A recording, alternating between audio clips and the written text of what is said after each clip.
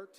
And so if you're just now coming in and you're part of the program and you don't know quite what to do, if you'll go back to the lobby and ask for Kiva or Danny, and we will begin the march end of the honorees here in about 7 minutes. So we'll be started here shortly. Thank you.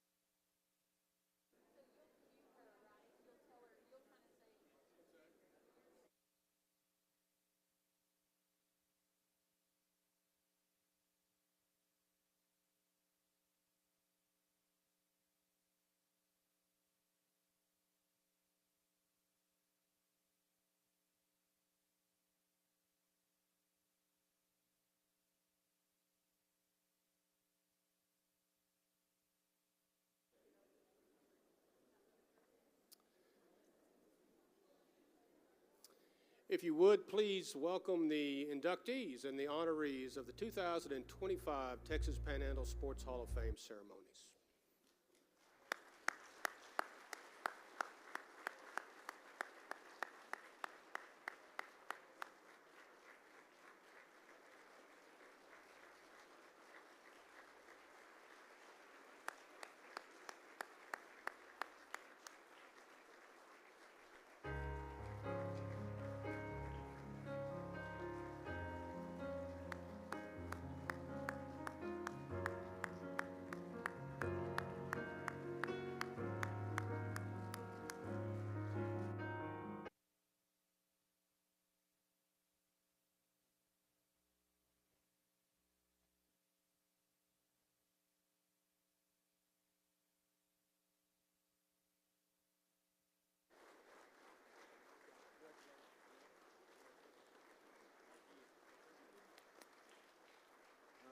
Seat number 3. Yeah. You'll be up here. Thank you. Grace, you're going to be up here too, sweetie.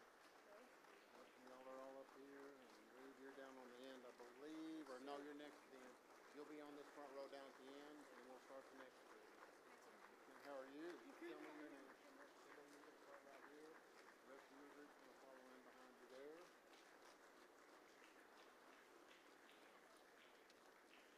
Hello, Sydney. Congratulations. We're missing on the rest of that row.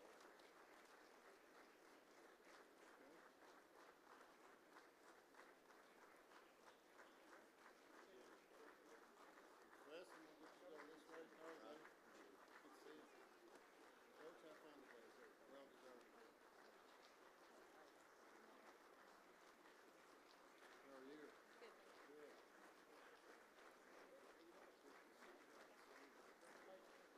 Congratulations. Have fun today. Congratulations.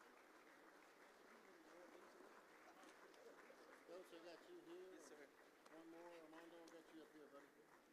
How are you? How are you? Good to see you. Go Bobcats.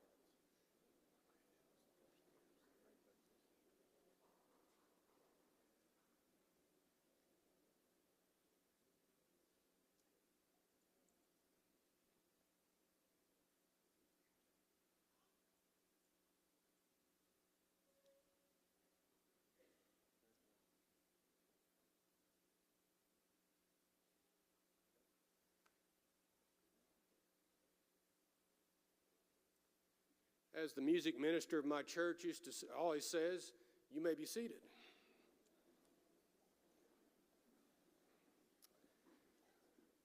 Well, welcome to a June afternoon of sports celebration with a distinct Texas Panhandle twist. Welcome to a gathering where the best of today and the best of yesterday are honored among their family, friends, and probably even a few rivals. Welcome to an idea that has stood the sometimes harsh test of time. Welcome to the 67th annual Texas Panhandle Sports Hall of Fame ceremonies, or if you look at your program, it's better known as the Randall High School Athletic Banquet. It's an afternoon to honor the athletic achievement and induct athletic history in an event that started in 1959. When a group believed honoring the past and recognized the men and women who have helped build sports in the Texas Panhandle was worth celebrating. 66 years, 67 ceremonies. That's a long time. You know, for 66 years, folks just like you have gathered to reflect and honor the local greats who have earned induction into this shrine that will total by the end of this afternoon to 210. Now think about it. The first inductee in 1959 was a man named Joe Fortenberry of Happy, the captain of the first U.S. Olympic basketball team in 1936. And so if you use that as a starting point, there have been thousands and thousands of athletes and coaches in the Panhandle over the last 89 years. And we're just now creeping over 200 for this shrine. And we'll also honor the current crop of athletes and coaches of the year who have added to the rich sports tradition of the Panhandle. This afternoon we will induct number 208, 29, and 210 into the Hall of Fame. And that's pretty unique for this little top of Texas.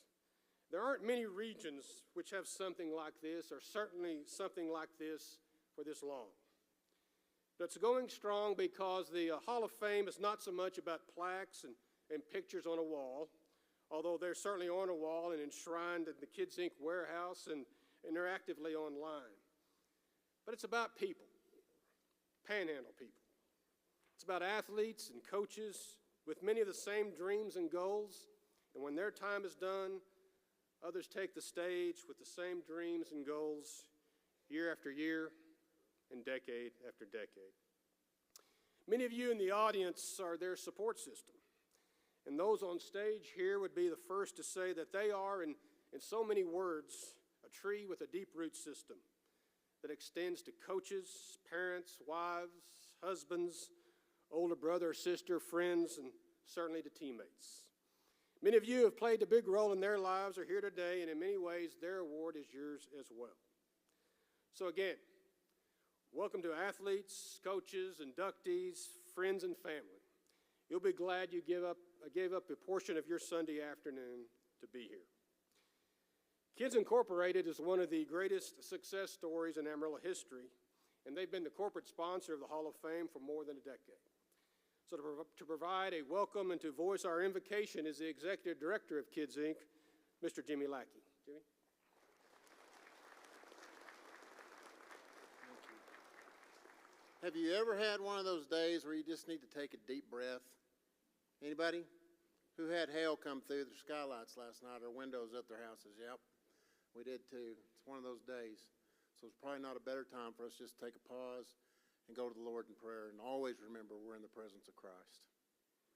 Father, we are so grateful once again to come together in this venue to celebrate athleticism, coaching, mentorship, administrators, and those that are responsible for putting products on the field of play for us to enjoy here in the Panhandle of Texas, and to honor those from the past and to bring some folks into the new. We just take a moment to thank you. Thank you for our moisture. Thank you for our land. Thank you for this Panhandle that we call home. Help us to enjoy this day and take it in for what it is. Congratulations to each one of these people on this stage. They're deserving, and it's because of you that they're here. Be with us as we go our separate ways this evening. Keep everyone safe from harm. These things I pray in your name. Amen.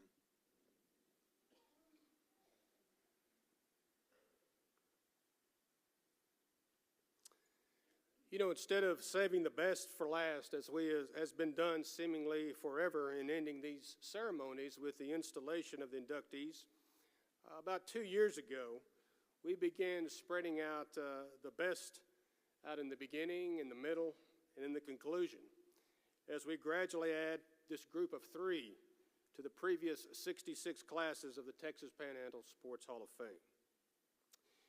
You know, there's something unique about the Panhandle, and if you've lived here for any length of time, you know that. Maybe it's the location. Maybe it's because we're often an afterthought of the bigger populations downstate. But there's a togetherness, a sense of oneness, of unity that exists here that's really hard to find in most regions. There's an unmistakable pride in the Panhandle, perhaps born of where we are. So in a simple yet sincere way, every year since 1959, we honor them the best way we can. Really, we just want to say thank you. Thank you for all you've done. Thank you for making us proud of the Panhandle. Thank you for calling it home. You know, when a person becomes a stranger in his hometown, something sad has happened. Someone has turned his back on the other. The past is forgotten. The roots are pulled up and thrown away, and part of him or her is gone and never to return to the place where it began. On the other hand, I can think of no better honor than those from where you grew up, where your career started, or where it continued for as long as it could, a place you still think of as home. It's a place where a man refused to give in to deafness, went and overcame his handicap to become an athlete, and become one of the most outstanding girls wrestling coaches in the history of the sport.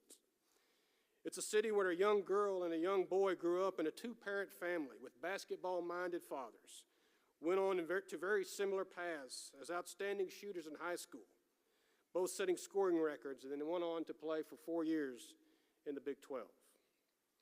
You know, to be honored by your hometown says a lot about you as an athlete and a coach, but it says so much more about you as a person.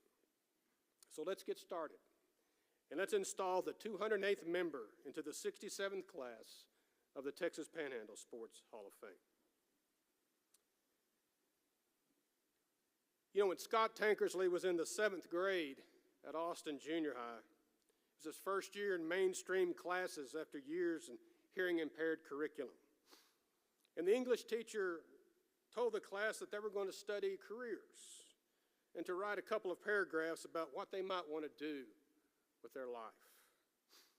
Well, Scott had coaches at the Maverick Club, Kids Incorporated, and YMCA baseball just pour into him. And he saw what a difference they could make in his life. So he wanted to pass it on. He wanted to coach. And that's what he wrote.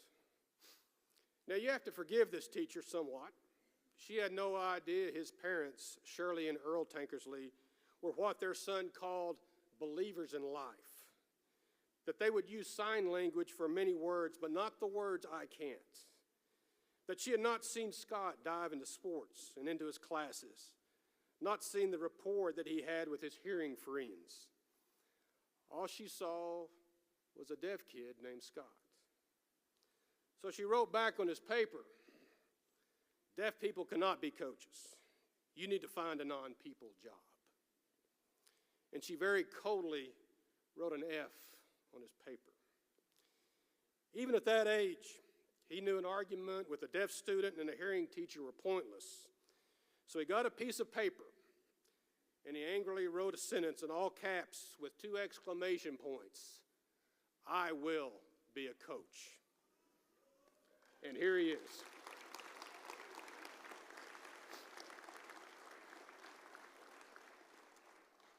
Scott began coaching after playing freshman football at Caprock High School. It was the Lawndale Elementary 3rd grade boys basketball team. 2 hours of practice. It only whetted his appetite for what might be. He would later play 2 years of varsity baseball and football at Caprock. You know, in a way, Scott was kind of born to coach, looking for any possible edge. During football timeouts at Caprock High School, he'd go over to the opposing hash marks as close as the rules allowed. An expert lip reader, he would effectively reading the lips of the opposing coaches, which led to some freaked out coaches turning this way and turning that way, and even the Paladura sideline at one point was putting up their coat to stop from Scott's prying eyes. He desperately wanted to coach, but he needed a chance. 2 administrators gave him that chance. Administrators Russ Renault at West Texas Christian and Becky Harrison, the principal at Caprock. They saw Tank for not what he couldn't do, which was obvious, but what he could do, which was not. Scott knew there was an opening at West Texas Christian in 1989. Knowing Coach Renault had some hesitation, Scott made a deal with him. He said, "Look, you observe me teaching history, Bible study, and science for 3 days. Then talk to the kids. If they don't want me, fine. I'll just go on down the road." But it was the kids who sold both Renault and the board on Scott, and he was hired. From 1989 to 1997 at first West Texas Christian and later when the school merged with San Jacinto Christian, his girls basketball team won the 1994 Texas Christian Athletic League state title. And his boys were twice a state runner-up while at West Texas Christian. Then in 1995, he won state in both boys basketball and baseball at San Jacinto. But after 8 years, Scott hungered to coach in the public schools, to try it on a bigger stage. So he applied 30 times and got 30 rejections. It's a nice story, but life is not always a Disney movie. As Tank said, they saw my disability, not my passion. Except for Becky Harrison, the Caprock principal. She wanted to interview him for the girls' wrestling program, which was just beginning. This was a program that was started from scratch. Scott was not, he wrestled a little bit in the Maverick Club, but he was not a wrestling coach. But she told him, she said, look, if you're a coach, if you're as good as you believe you are, you can coach any sport. So Scott accepted the offer, immersed himself in the sport over the summer, picked the brains of the best wrestling coaches around, and went about building a program. Yes, he can coach X's and O's and technique, but what is more important, he said, is coaching efforts, coaching people, getting them to believe in themselves like he believes in them. It was that way his mother Shirley believed in her son. And in there was a gift of communication because coach and athlete so badly wanted to take from the other. What followed were 9 incredible seasons. The Lady Longhorns won an unprecedented 7 UIL state titles, 6 in a row, from 1998 to 2009. Caprock was a 3-time state dual meet champion and had a dual meet record of 144-2. A former UIL Girls Wrestling Coach of the Year, Scott coached 21 state champions, and at one point his team won 48 tournaments in a row. Scott went on to Bushland High School in 2009, where he had a hand in 6 different sports. Most notably, he was head wrestling coach, where they won 5 district titles, including a 4th-place finish at state for a school competing against much larger classifications. He was also head softball coach for 2 years, compiling a 62-15 record, going to the 3A regional semifinals, and breaking a national record for home runs in a season in the process. Sensing another opportunity, Scott retired in 2022 to become pastor of the Amarillo Deaf Church. He and his wife, Angie, also hearing impaired, have 3 adult children, Trent, Tori, and Tiara. You know, last month I asked Scott about his remarkable life, what it's guided by. Where did he find that extra passion and determination that it must take? He took out his phone and he scrolled to a stopping point. He showed me. It was a Bible verse, 1 Corinthians 10:31, one short verse of which these were the last 11 words. Whatever you do it all for the glory of God. Along with his daughter, Tiara, the 208th member of the Panhandle Sports Hall of Fame. And yes, he will be a coach from Amarillo, Mr. Scott Tankersley. Scott. Congratulations, man. Congratulations. Great.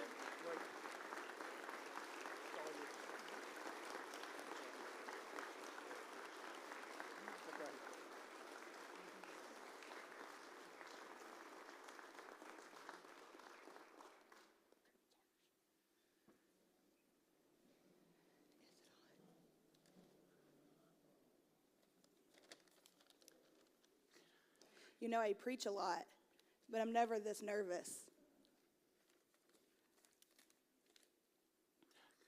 Thank you. The Hall of Fame, the committee, thank you for everybody. It's an honor to be standing up here with everybody.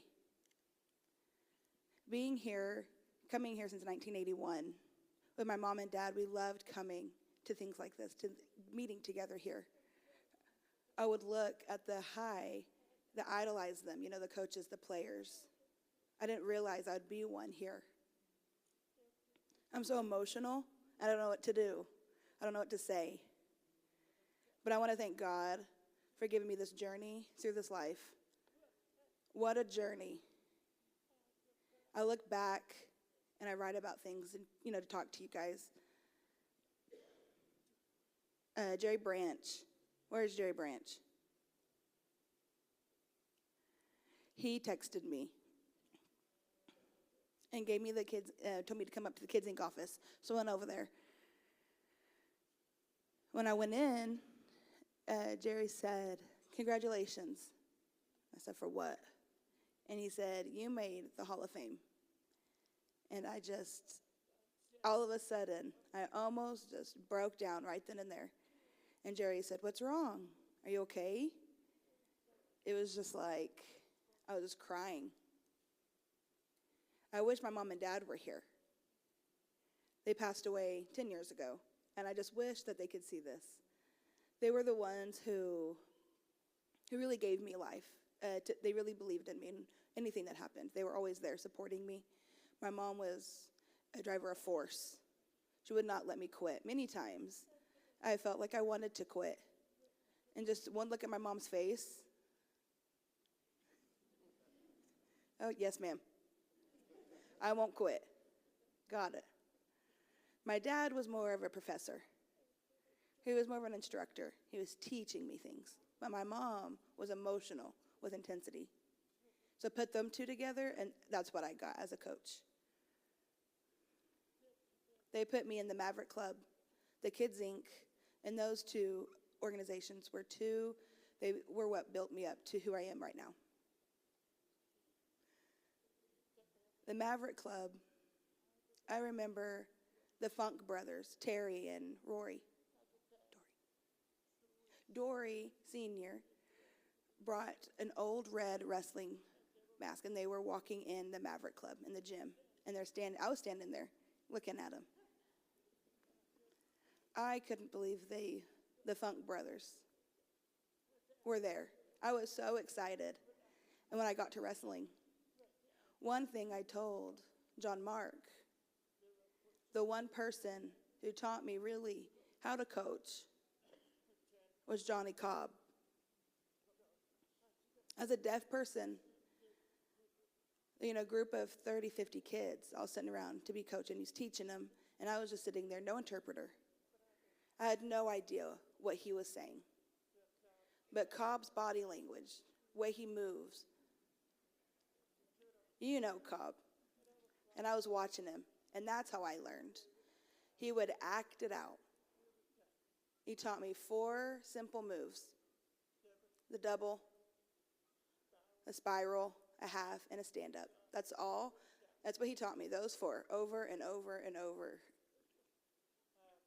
I carried all those up to Caprock, those 4. That was my foundation. And there's a story about when I was in 7th grade. I was just heartbroken when I wrote what I wanted to be. I wanted to be a coach. It was in a hearing classroom. I grew up in the deaf class, deaf ed. When I say deaf ed, I mean visual. Everything was visual. There was no talking around me. It was just all the students were deaf. So my mom decided to put me in the hearing classroom. So they put me in there. There was no interpreter. I had no idea what was going on. I just sat there every day trying to figure out. But the teacher said, "You need to write what you wanted to be when you grew up." And I got it. I knew what I wanted, right? I wrote it. I was so excited. The Maverick Club, the Kids Inc., all of the coaches that made me feel like a winner, I wrote it down. I wanted to be a coach. I gave it to the teacher. She gave it back to me with an F. Deaf people don't coach hearing people. You need to find a non-people related job. So I sat there. I was embarrassed. My ears felt hot. Just full of embarrassment. And I thought, who do you think you are telling me that I can't coach? So I wrote, "I will be a coach," just there. And I walked up and I handed it. I said, "Here you go." And I sat down. And she looked at me and she pointed at it. And I said, "Yes." "Okay." And she set it down. And here I am today,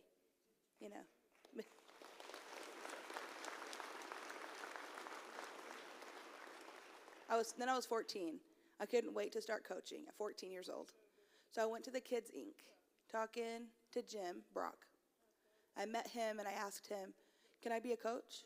He said, "How old are you?" I said, "I'm 14. "You're going to coach?" "I want to. I can't wait." So he called my mom. And I'll let him coach if you watch over him, which is fine. So I decided to coach the 3rd grade boys basketball team. Is Ray Paredes here? Yes, he's back there. One of my players, third grade, is here today. We practiced on the blacktop at Lawndale. They didn't have basketball courts or anything back then. So we practiced every day. It was kind of just like our after-school program. And I loved it. Then I went off to college. College professors, advisors told me I couldn't coach because the way you talk, you can't coach. You need to do something else. And it really just broke me inside. And so I became rebellious. You know, college-age kid. You know how that goes. I started drinking and just got away from the church until 1985.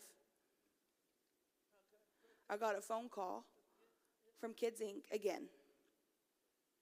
Would you like to coach the third grade boys football team? Third grade boys football. He said, yes, we need a coach. So I went to Lawndale and I met the kids and I looked at them. What those kids didn't know is those kids saved me, brought me back. For the next 4 or 5 years, I coached them football, basketball, baseball, all year round, that same group. And I have not seen a lot of them, those players, since this weekend. All my players are 50 years old now. My very first football team, would you raise your hand? Stand up.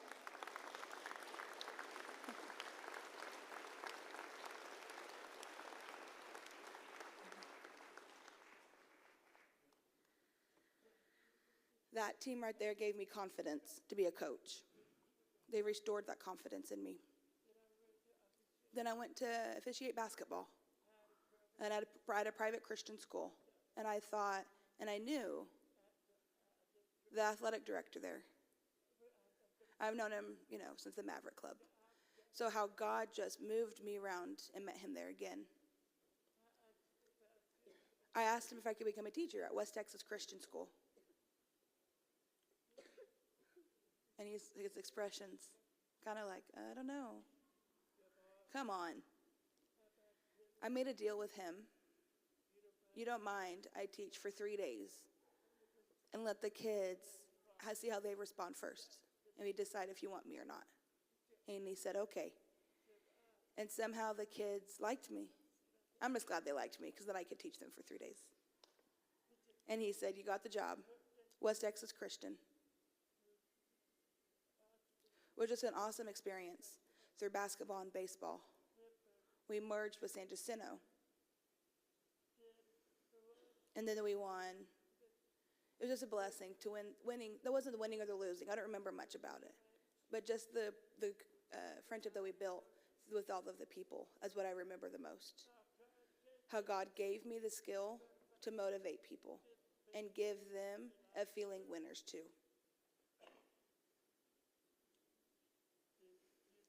And through that 9 years at West Texas, in San Jacinto, my confidence, I believe that I could go to the public school.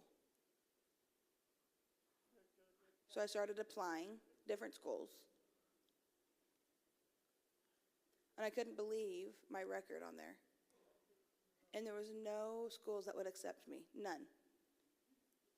And so my confidence started crumbling down again. One day I had a call from Cap Rock. So I went in, just an angel calling me. So I went in there. It was Becky Harrison. And she said, we would like for you to coach wrestling here. I said, wrestling? I've coached all of these sports, but not wrestling. So I remember Coach Cobb when he taught me. And then I bought books, videos, and I just studied hard. Through the process, it was relationships. It was building lives. It was the most important thing to me. It was important to see how people that I've taught when they're little grow into wonderful men and women they are today. To end with this, I want to share with you what John Mark said. Whatever you do, it doesn't matter what it is. Do it all. Whether you win or whether you lose, it doesn't matter what you're facing. What you face on the mat, the court, the field, do it all for the glory of God. Even if you lose, even if you win by giving it to God.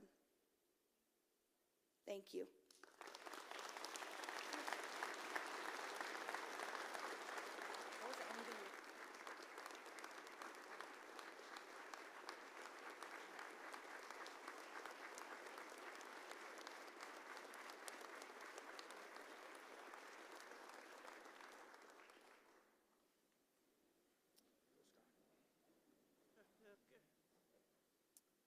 Well, congratulations, Scott. I was just thinking, hearing you, if for a while you were a basketball official and were deaf, that's got to be a great job skill that you had there, bud.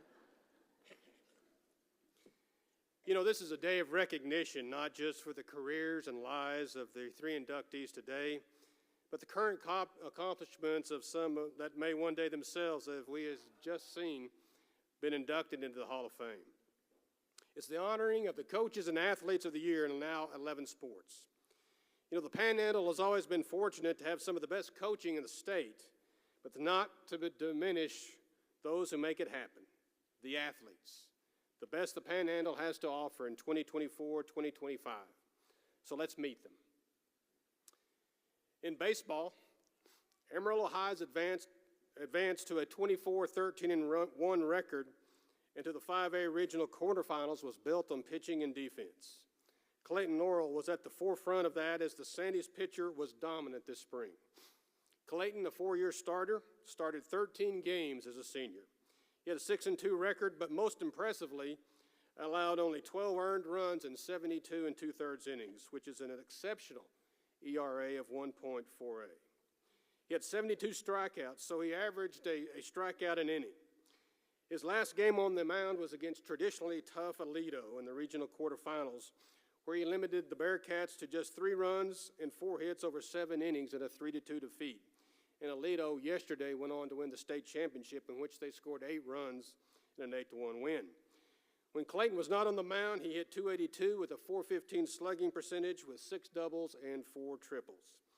Clayton is signed to play for Midland College, a traditionally strong junior college. The Hall of Fame his dad, Zach, was a former Hall of Fame golfer once upon a time, and now the Hall of Fame baseball player of the year from Amarillo High, Clayton Norrell. Clayton?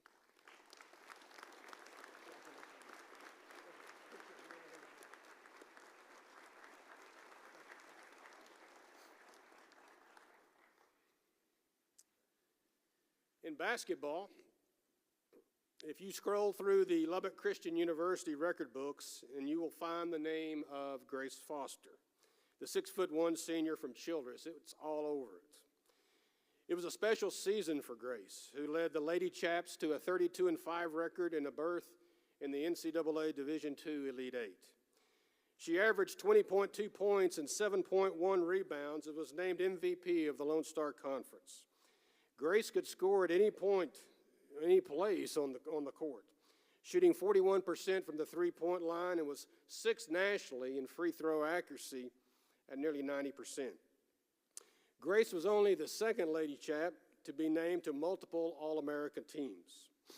As I said, it was a special season, as in February, Grace became LCU's all-time leading scorer, becoming the first person to eclipse 1,800 career points in doing so.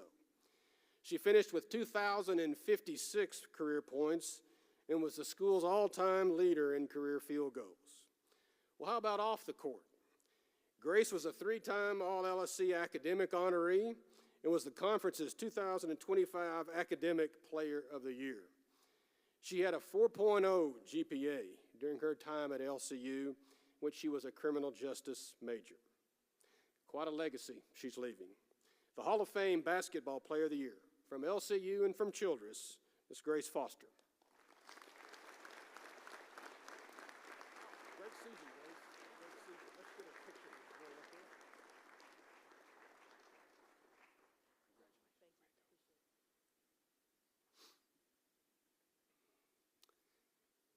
Up there. In cross country, get familiar with the talent of Addison Bristow if you aren't already.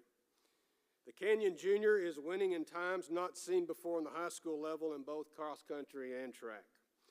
In the fall in cross country, Addison repeated as state champion in the 4A 2-mile race, obliterating the 4A state mark to win in 10 minutes 43 seconds at the state meet in Round Rock.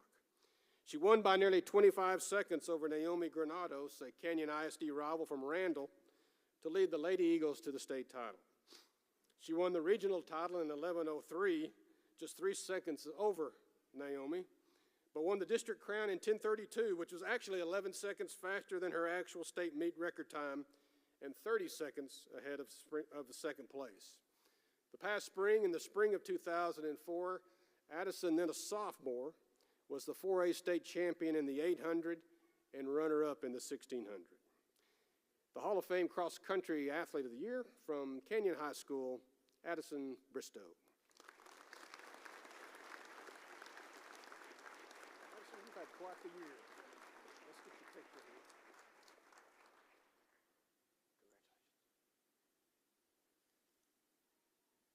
Congratulations. In football, Reed Macon was under center as a freshman quarterback in West Plains' first ever game in 2022. Now, to start as a freshman at that position is a sign of talent and trust by head coach Adam Cummings, and Reed has raised his game every season. Last fall, as a junior, he led the Wolves to the 4A Division I semifinals in a near upset of eventual state champion Salina. Reed threw for 3,528 yards, 38 touchdowns to just 5 interceptions, and none over the last 10 games. He also rushed for 576 yards and 15 touchdowns, and earning Press Pass Sports Super Team Player of the Year and the Amarillo Globe News Offensive Player of the Year honors.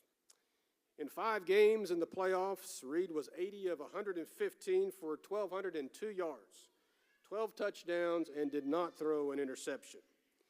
He was at his best when his best was needed, and he has another year. The Hall of Fame Football Player of the Year from West Plains High School, Reed Macon. Reed, great job, man. Great season. Get a picture here. Keep it up.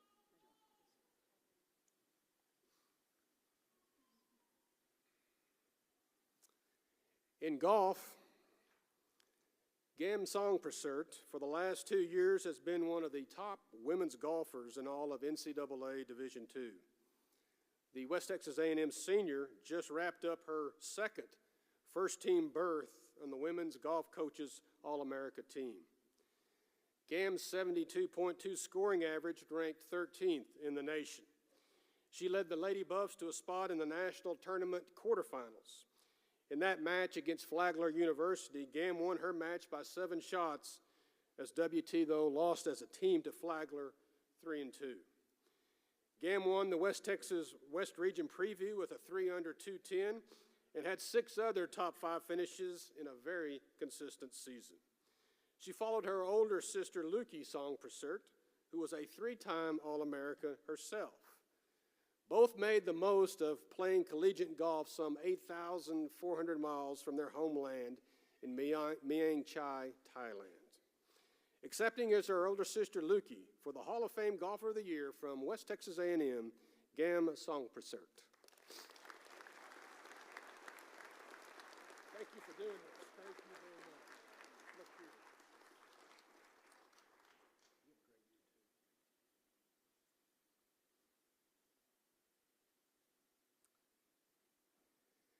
here. In soccer, sophomores are not supposed to do what Kendall McLean did during Randall's historic season. Well, come to think of it, juniors and seniors aren't expected to do that either. Kendall was the offensive force for the Lady Raiders, who went on to win the area's first ever high school state soccer championship. And you'll hear more about that in a little bit. She scored 37 goals and had 14 assists for the 4A Division II state champions. In 6 playoff matches, Kendall scored 6 goals and had 2 assists. No goal was bigger than the one she scored in the penalty kick phase in the state title match against Wimberley. She was the state tournament MVP, was first team All-State by the Texas Association of Soccer Coaches. And with 2 more seasons left, it would appear that she's just getting started. The Hall of Fame Soccer Player of the Year from Randall High School, Kendall McLean.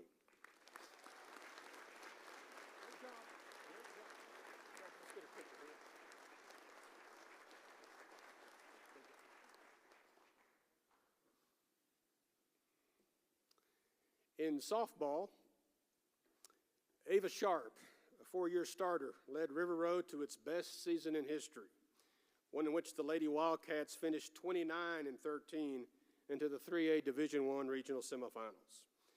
This season, she hit .559 with 15 home runs and 50 RBIs. She was a 3-time selection on the Amarillo Globe News Super Team, and here's why. Her career stats include a .581 batting average, 52 home runs, and 182 RBIs. And as a pitcher, 400 career strikeouts. She's first team All-State on the Texas Girls Coaches Association team that includes players from classes 1A through 4A. And though the team has not yet been released, she almost assuredly will be on that team again. Ava signed with West Texas A&M, one of the established softball powers in all of Division II, right here in Canyon. The Hall of Fame Softball Player of the Year from River Road High School, Ava Sharp.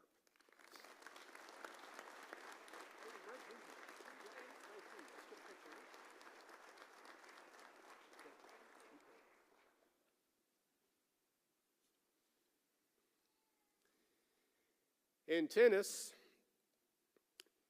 in the program that is the 4A state power at Randall High School, you could almost close your eyes and point to a team picture and land on a player who made a huge difference in their success. In the fall, Randall again won the 4A state championship with a 10-4 win in the finals against Wills Point. Kinley Craddock and Dax Betson led the way to a title and to season-long dominance. Kinley kept playing through a torn meniscus in her knee, going 32-0 in singles and 33-0 in doubles. Dax played number 1 in the singles in the fall, finishing with a 21-7 record. Now in the spring, which is individual, not team-focused, Kinley and Dax teamed together to again win a state title in mixed doubles in San Antonio. Really, they would just settle for being the best in District 1 4A, because Kinley and Dax faced off against a mixed doubles team just a few miles to the south, Bradley Enriquez and Hannah Terry of Canyon. They faced off in the finals of district, in regional, and though separated by just 15 miles, the 2 doubles teams were 520 miles from home to meet in the 4A state finals. Dax and Kinley prevailed 6-4, 6-1, not losing a set in the state tournament. For Kinley, this is her 7th state gold medal, with 4 of them coming in one-act play.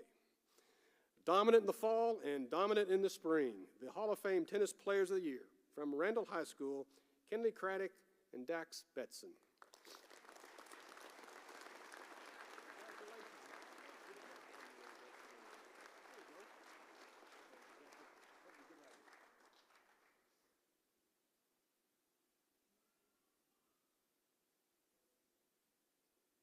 Thank y'all. Congratulations.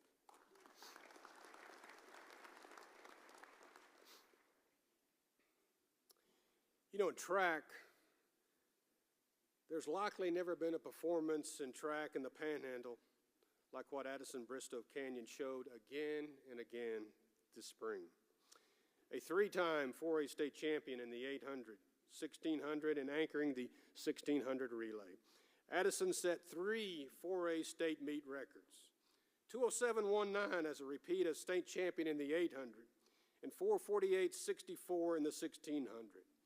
She won those races by 7 and 20 seconds each. huge margins at this elite level of high school competition. And then she turned right around in the next event following the 1600, moving the Lady Eagles from second to first with her 400-meter anchor leg of 54.6 to win the 1600 relay in 3:48.89, which was another 4A state meet record. The state meet really was just a continuation of what she's done all spring.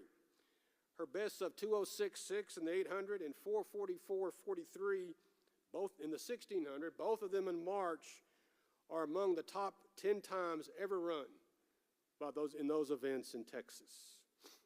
Did I mention she was a junior? Oh, I didn't. Well, she's got another year still remaining of high school. The cross-country athlete of the year and now the Hall of Fame track athlete of the year. From Canyon High School, Addison Bristow. Great year, Addison. Great year. Congratulations.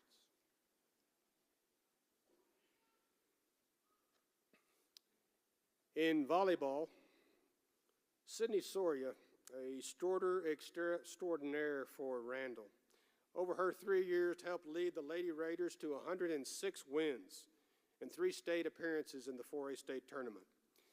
This past fall as a senior, she had 1,207 assists, 387 digs, and 296 kills as Randall advanced to the 4A Division II state title match. In addition to being named to the 4A Division II All-State Tournament team, Sydney was co-player of the year on the Press Pass Sports Volleyball Super Team. She ended her career with 4,662 assists and 1,215 digs. She is one of the best to ever do it in the storied high school volleyball program at Randall. Sydney will continue her volleyball career this fall at the University of North Texas. The Hall of Fame Volleyball Player of the Year from Randall High School, Sydney Soria. Congratulations. Keep it up. Good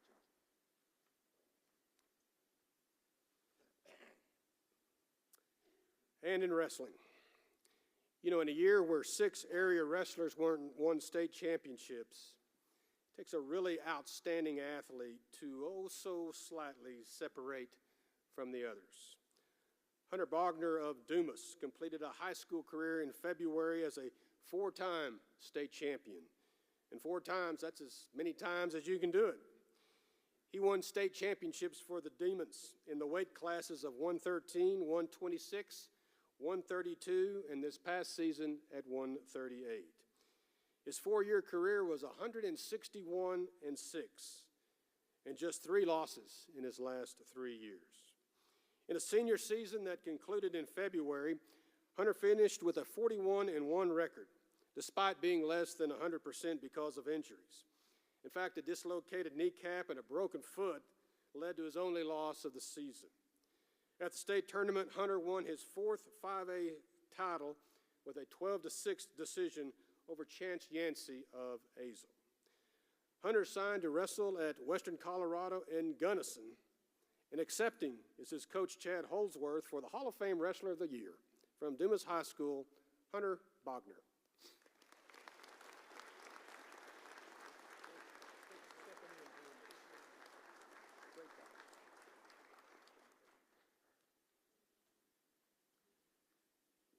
Well, join me, if you would please, in acknowledging the Athletes of the Year for 2024-2025.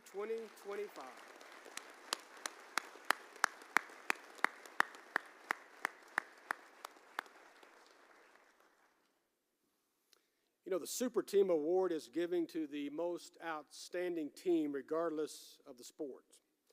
As always, there are some really, really good ones to choose from. And then the Dick Reisenhoover Award goes to the athlete or coach from the Panhandle who goes on to achieve notoriety outside of the area, just as Amarillo's Dick Reisenhoover did as a local sportscaster when he became the Texas Rangers' first radio play-by-play man in 1972. To present these awards are Hall of Fame committee members Lance Launert and Phil Woodall. Gentlemen.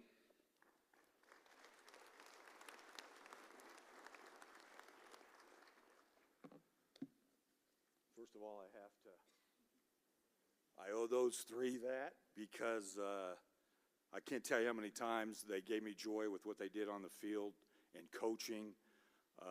It was amazing, and then they got stuck with me interviewing them over and over and over, and they were always just a totally class act, so I want to publicly say thank you to you three. And man, what a class to go into the Hall of Fame. And then just real quick, I'll get to this, but I have to shout out Randall tennis star Dax Betson, okay? Look, I'm this old dude, 43, 45 years, doing it up here in the Panhandle. That cat is one of the best interviews I've ever had in my life, okay? Delightful, hilarious, thought-provoking, and then you just simply shake your head like, did you just really say that? So thank you, Dax. He's going to OU to be an actor, and I'm sure everybody's going to agree with me. Duck Hollywood, here comes Dax. Hey, let's get to this. When the Randall Lady Raiders soccer team rolled into road matches this season, they had already proven this was a group who was unique and all business. Instead of taking the time to do the team vote thing and stop the bus and we're going to eat at whatever Chili's or Chick-fil-A, they had already packed the sandwiches, okay? The sandwich stuff, and they made their own pregame meal. And then when their bus driver, a lady named Whitney Bernard, stepped off the bus, she changed her bus driver hat to head coach. So while homemade ham and turkey sandwiches and a bus driver's license can't score goals, that's for sure, and don't guarantee a winning game plan, you get the picture.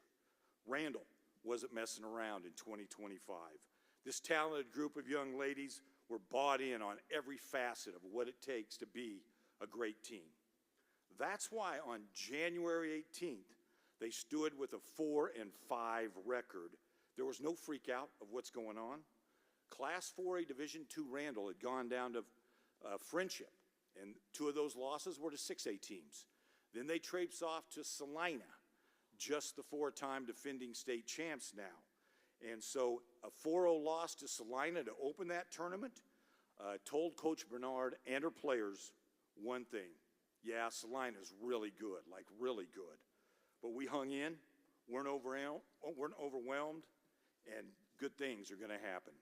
They win the next two matches, then they got to face Salina again. They lose 2-0 in a hard-fought match. And that loss left Randall with high hopes and confidence, although the outside world is looking at a 4-5 team. Randall would not lose again over its next 22 matches. In 17 of those 22 matches, Randall held their opponents to nil, not a goal. In 12 of those district matches, all 12 district matches, 11-0-1, and outscored their opponents 72-3. And during these playoffs, these Lady Raiders would sign their name to Texas Panhandle history, becoming the first team from the 806 to win a soccer state championship. It started out easy for Randall in the playoffs, an 8-0 win over Bridgeport in by-district.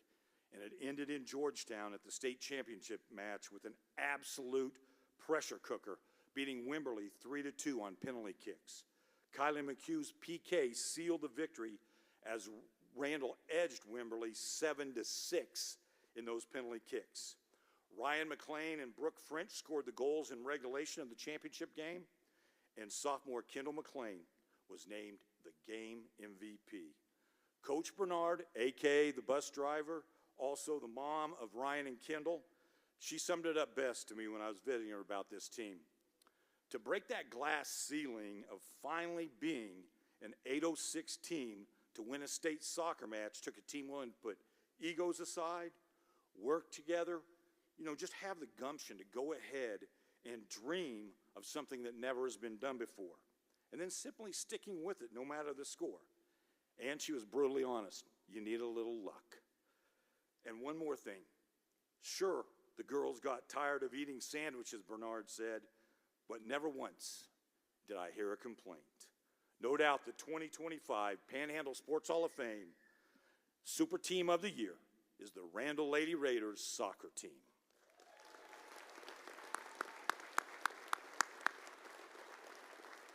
Congratulations. Yes. Yeah.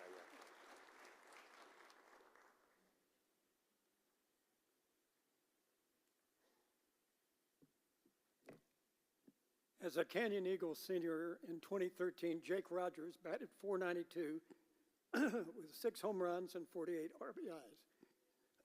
But in the ensuing MLB draft, he went undrafted, so he headed down to Tulane University in New Orleans.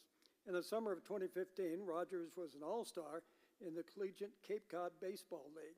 As a junior at Tulane in 2016, he had .261 with 7 dingers and 28 ribbies in 61 games. Houston Astros drafted him in the 3rd round of the MLB draft.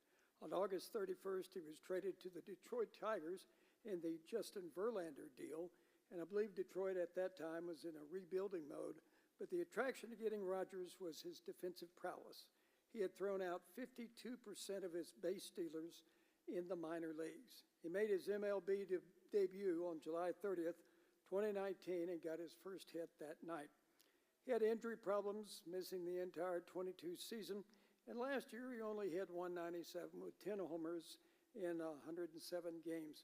But the Tigers made the playoffs for the first time in 10 years. Now, I covered the MLB All-Star game back in Arlington last year and also back in '95, and John Mark Blue and I will tell you, it was hotter than a dog there outside. It was like over 105 degrees, but this time it was in the cool part. And Monday of that All-Star week, we had the Q&A media session. Had a chance to interview some players such as Bobby Witt Jr. of the Royals. I saw him and broadcast a game in which he had a grand slam against the Amarillo Sandies. And then I went to the eventual last year's Cy Young winner, Terry Skubal of the Tigers. Always wanted to get stuff about the 806. I asked him about Jake Rogers and his impact for the Tigers. Here's what he said. He catches every one of my starts. Well, it must have worked because Skubal's record was 18-4 and a 2.39 ERA. This year, he was on the IL from April 8th to May 20th, but he returned to catch Skubal's next start at St. Louis, and no decision in which Skubal had 8 strikeouts and a 5-4 Tiger victory. Tiger manager A.J. Hinch said, "We wanted him back as soon as we felt he was good and ready to go." Now, in 2025, Detroit's got MLB's best record. They were the first team to reach 40 wins, and right now they're beating the Cubbies 4-0. And the 2025 TPS-HOF Dick Reisenhoover Award winner. Now, that's not the greatest picture in the world. He's lost the beard, but his mustache is still the unofficial winner for the best one in Major League Baseball. But more important, he is this year's Dick Reisenhoover Award winner from Canyon, Texas, and the Detroit Tigers, Jake Rogers.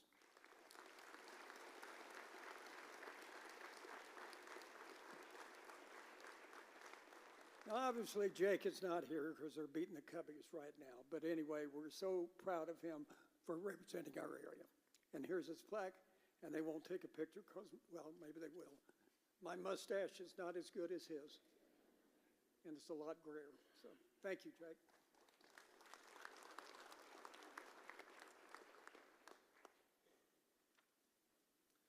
Thank you, Phil.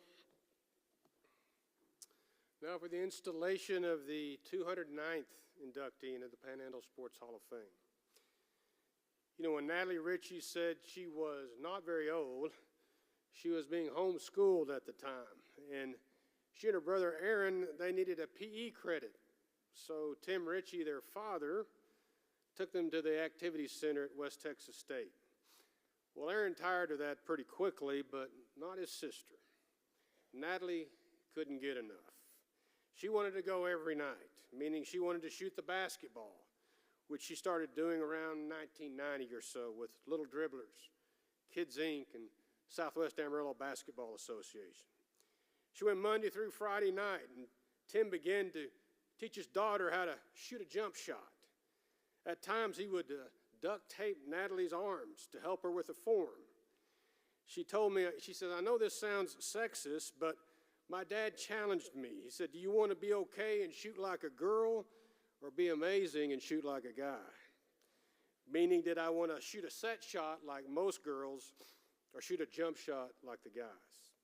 Well, she was strong enough to shoot a jump shot from that distance. While Lisa Ritchie was firmly in the supporting role that wives and mothers often find themselves, Tim was Natalie's first early coach. He put together most of the top talent of that age in West Texas and in the South Plains, many of whom were friends of Natalie and would grow up playing against each other in high school or playing with each other in college. They were known as the West Texas Flyers.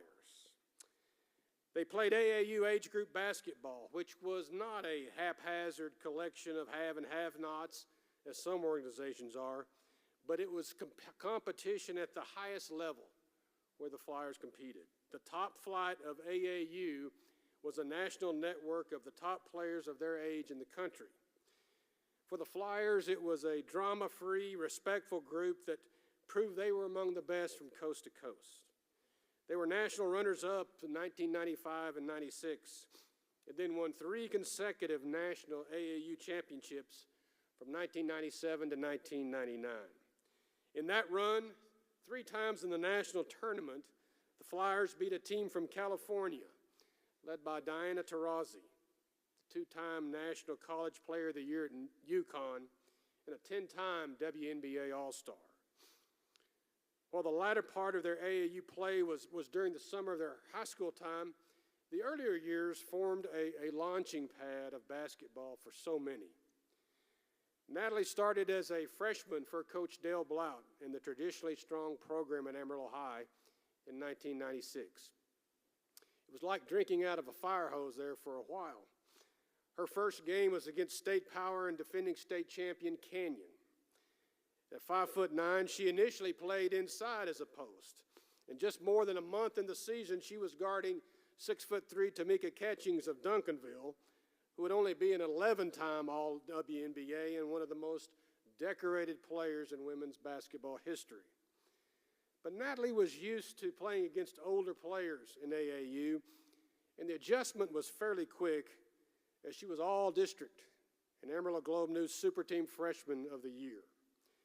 Her high school career really took off the next year as a sophomore under Coach Mike Martin, who recognized the talent he had and set up an offense of screens to free up Natalie for her soft touch and often unstoppable jumpers. After Class 5A second-team All-State honors as a sophomore, she really elevated her game as a junior and senior. Fans saw that she was something different, a cut above. In earning first-team All-State in her last 2 years at Amarillo High, Natalie averaged 25.6 points as a junior and 22.2 points as a senior. As she became the first Amarillo ISD player to eclipse 2,000 career points, only some ongoing issues with her knees seemed to slow her down, and it didn't slow her down much. Once her career was completed, Natalie became the all-time leading scorer in Amarillo ISD history with over 2,800 points. A who's who of college programs recruited her as she narrowed the list to Stanford, Duke, Texas, and Texas Tech. Ultimately, she chose to stay close to her home, casting her future with the Lady Raiders at Tech, at the time a national power. Said Tech coach Marcia Sharp at the time of her signing, "She is the best shooting guard in the nation. I don't know if I've ever seen a female basketball player who can elevate and shoot the jumper like she can." At Tech, despite arthroscopic knee surgery and a concussion, she played 123 games out of a possible 132 in her college career that spanned from 2000 to 2004. It was a time in which Tech went 99-33, went to the Elite Eight once and Sweet 16 twice. She scored 1,005 points and was in double figures in 48 games. Her 189 three-pointers are 4th all-time, and her 8 three-pointers against Oklahoma State were at the time a school record. Always grounded and always aware of life outside of basketball, Natalie was awarded for her work off the court with the Big 12 Female Sports Person of the Year in 2002. For the last 20 years, she has worked for Merck Pharmaceutical Company here in Amarillo. Her most recent title is Executive Vaccine Sales Representative. She and her husband, Dustin Roberts, have 3 children, Richie, Rachel, and Ruby. One of the top basketball players in Amarillo ISD history, the 209th member of the Texas Panhandle Sports Hall of Fame from Amarillo, Ms. Natalie Ritchie Roberts. Congratulations, Natalie. Congratulations. You want me to hold this, or you want to take it? You want to hold it?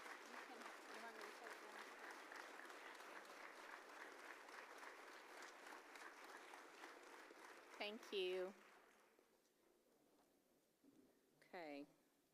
Well, it is halftime, so y'all made it halfway through the game. I'm excited for y'all. Remember, as a kid, I was thinking, will the people in the jackets just hurry up? Because I want to just get out of here. So anyway, I hope that I don't take too long, and I hope what I say is meaningful. But I just want y'all to know that this means so much to me. This is such a privilege. I grew up sitting back here. Our AAU got the Super Team Award back here, and so yesterday when I got the jacket and I put it on, I got pretty emotional because I realized in that moment all that hard work and everything came to just this beautiful moment, and that I get to sit here in between Coach Tank, who has such incredible faith, such a determination that embodies what sports is about. And then I get to stand next to Austin, whose family is just precious to me. AJ is one of my favorite coaches. Kathy and him are just pillars in this city for what women's basketball is. It's such an honor. So I just want to thank the Hall of Fame. I want to thank Kids Inc. For this moment. I'm here because of one thing, and that is that there is a God who designed me to play basketball. And he chose me to play this game, and through it, I was able to learn so many different things. I learned determination. I learned how to overcome things. I learned to be disciplined. I learned how to seek wisdom and counsel for those that could give it to me and who I could learn from. I learned what it was to fail greatly and to be alone and walk alone and to rise above and to keep going. One thing I love, and all scorers are like this, I know Austin's like this too, is that we always believe that we can win, even if there's 1 second left. And the Pacers showed that the other day, but that you can absolutely come back and win. And learning that through sports is something that I take on, and I take on with my faith too.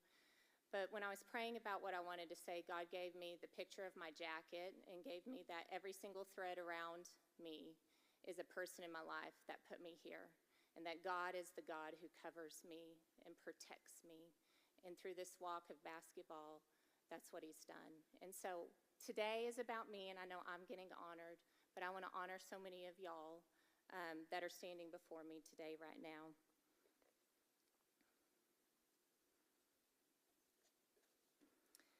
So when I woke up first thing this morning, my daddy called me, because my daddy was always my coach.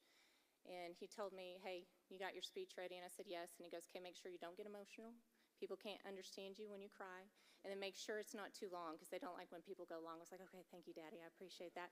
Always the coach, right? Always telling me. But anyway, I can't mail this to you, Daddy. You have to take it in if you get choked up. But I just want to thank my daddy.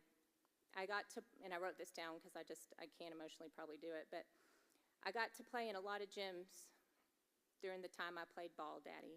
But my very favorite gym and the greatest moments that I will ever have is you driving me to West Texas State University and playing basketball with me.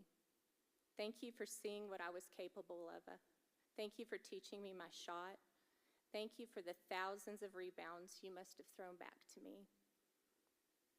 You brought me to a moment of a girl that didn't know what she was capable of doing.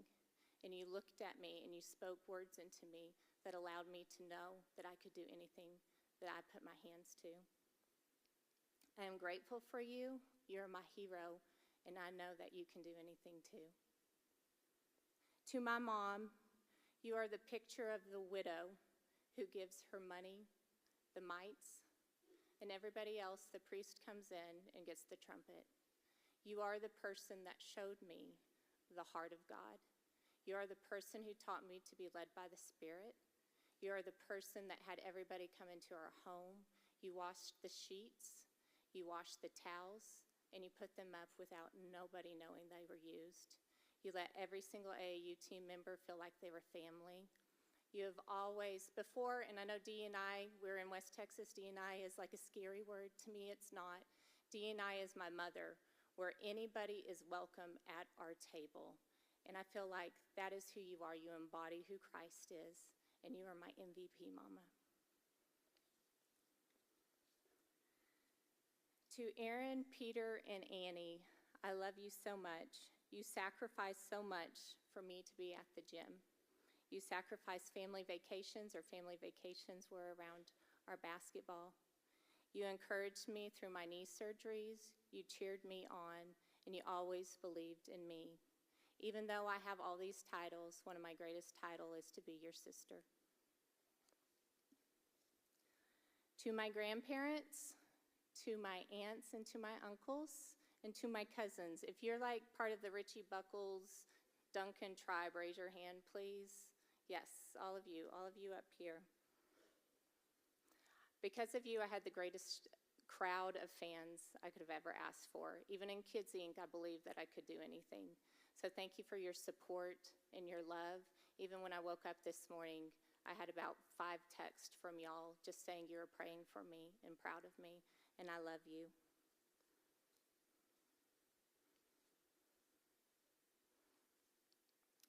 I want to honor my AAU team.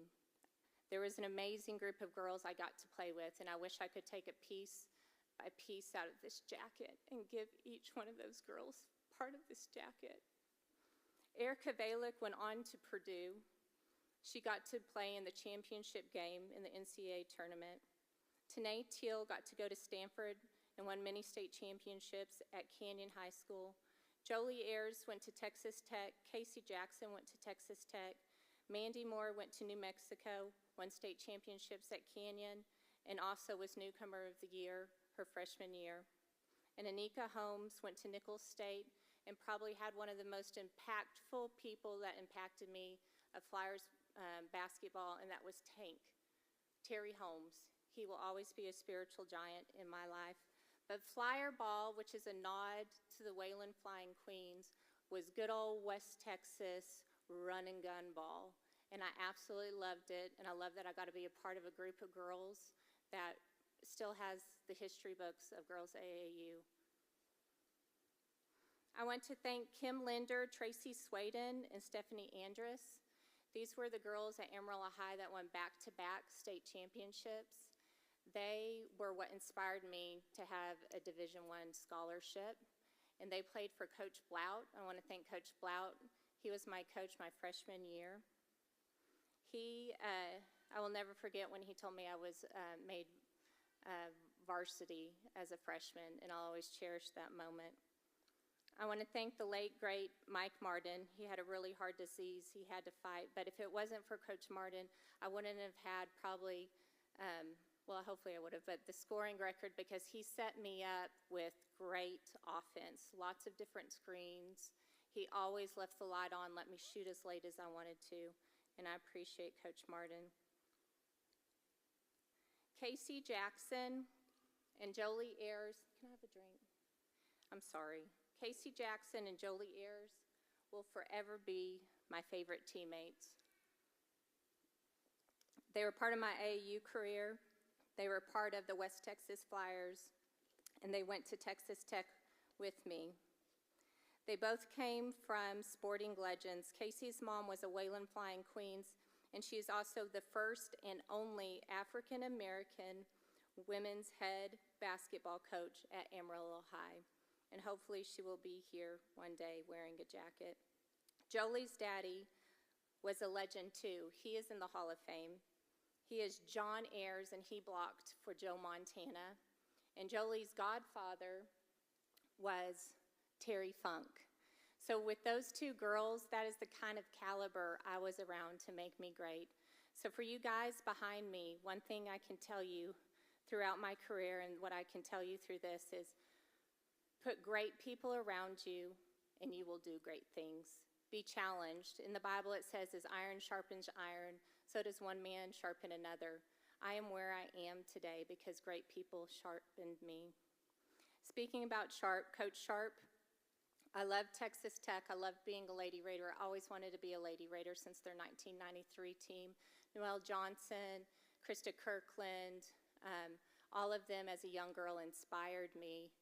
And to be able to play in front of my aunts and uncles under packed crowds, you know, top 10 organization, going to the Sweet 16 and the Elite Eight was amazing.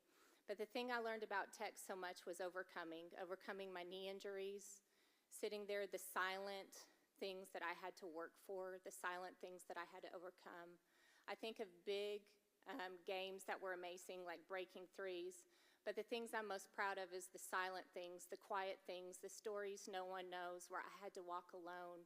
I had to rehab and come back. I would lose a starting spot, and I would have to gain it back again. All of those things produced me into who I am. And I knew if I was starting and I had the lights going and I had the smoke blazing, that I can do it. And then I knew if I was handing out water bottles or I was the one that was going to be the practice player, I could do it. And it's all like Coach Tank said. I knew I could do it because God put me there. He formed me with a spirit of determination that I could do anything. And I'm grateful for the opportunity and what I got to do at Tech.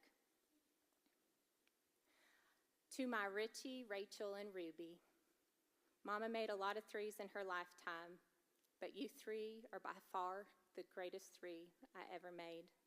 I love you. I want to remind you today that you are not Mommy. You are Richie, Rachel, and Ruby. You all three have talents, gifts, and abilities that are all on your own. God created you and designed you for.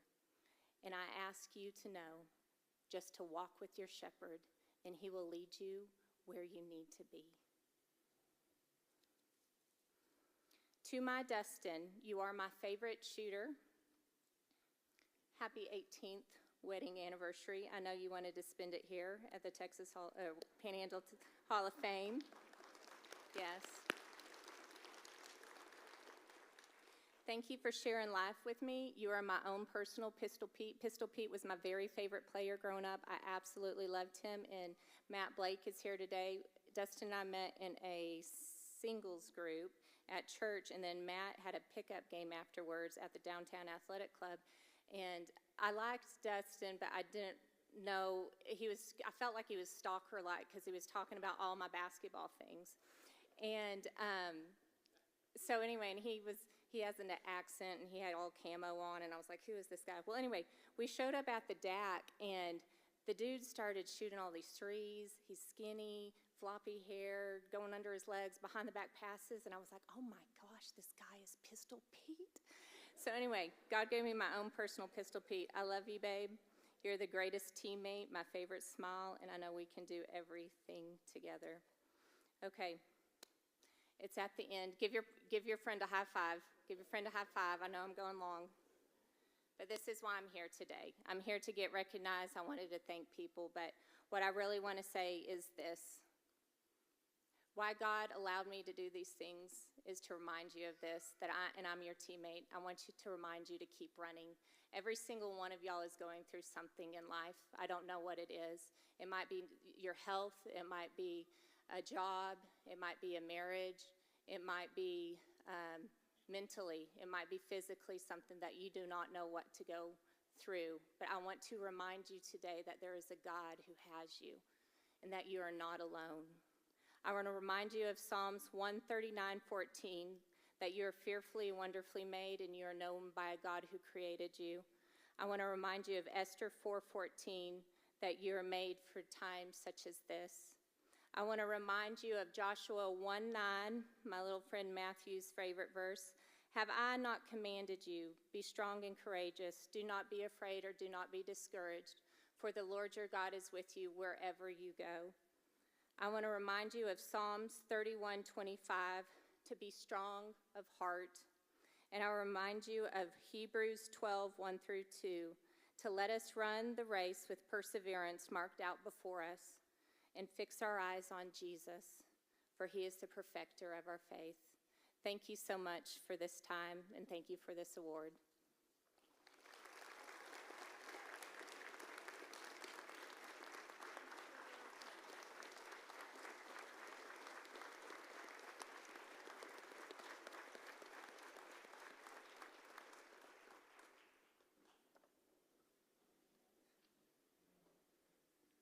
Dustin, look at it this way. It's a cheap anniversary celebration, right? I mean, come on.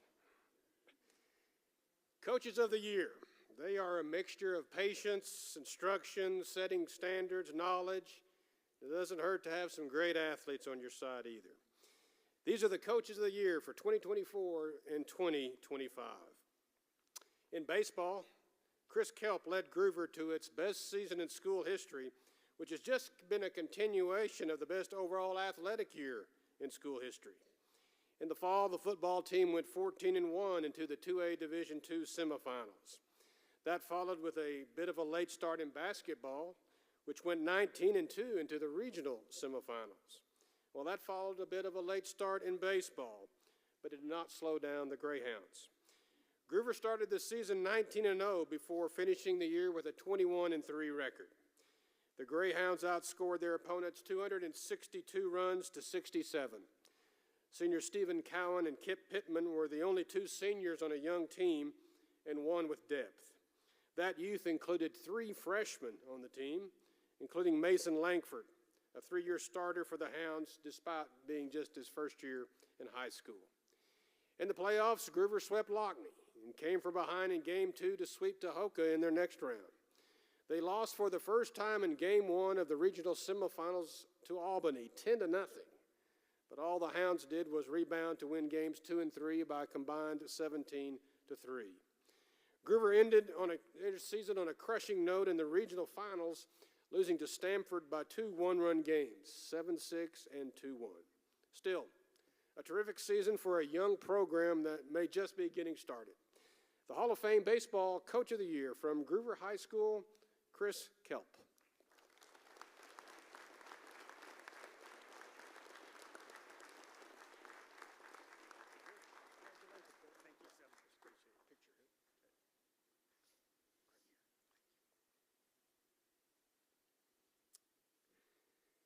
In basketball, Nazareth started the season at 0-3 with 2 25-point losses, which is not totally unexpected considering 2 of the losses were to Class 5A Tascosa and Class 2A Panhandle for the 1A Swiftettes.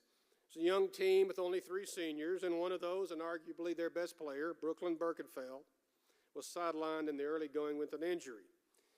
But with added experience from playing time and a return to health for Brooklyn, Coach Eric Schilling led Nazareth on a regular season resurgence that included wins over 4A West Plains and 3A Shallowater. Once the playoffs arrived, Naz was playing like the Naz of old. In 6 playoff games, no game was closer than 19 points. The Swiftettes won the 1A state title 55-31 over Saltillo to finish 29-9, a bounce back from the loss in the regional finals the previous year. For Eric, it was the 8th state title at Nazareth in his 12 years and the 26th for the most decorated basketball program in state history. The Hall of Fame Basketball Coach of the Year for the 3rd time from Nazareth High School, Eric Schilling.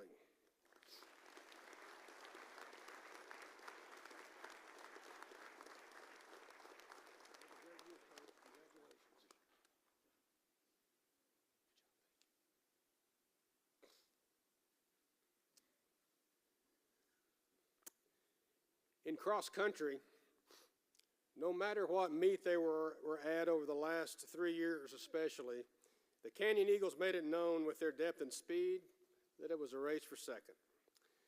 Longtime cross-country coach Wes Curtin has guided a dominant Eagles team to their 3rd consecutive 4A state championship. Canyon won the title at Round Rock with 48 points, easily outplacing Saladow's 103. Now, cross-country is kind of like golf in that the lower the score, the better. The Eagles were led by state champions Lathan Luter and runner-up Ryan Fernandez. Canyon's other top 5 finishers were 12th, 18th, and 28th for the dominant win and the school's 7th cross-country state title. It was in line with the 2 previous state champions, which they won 56-105 and 40-107. At regionals this past fall, Canyon won with an almost perfect score of 17, which is basically unheard of at that level of competition. No surprise, they won the district meet with a perfect score of 15. He knows how to train his runners, and he gets them peaked at the right time. The Hall of Fame Cross Country Coach of the Year for the third consecutive year from Kenyon High School, Wes Curtin. Hey, Wes, good job, man. You got it. Get the picture here. Right here. Good job.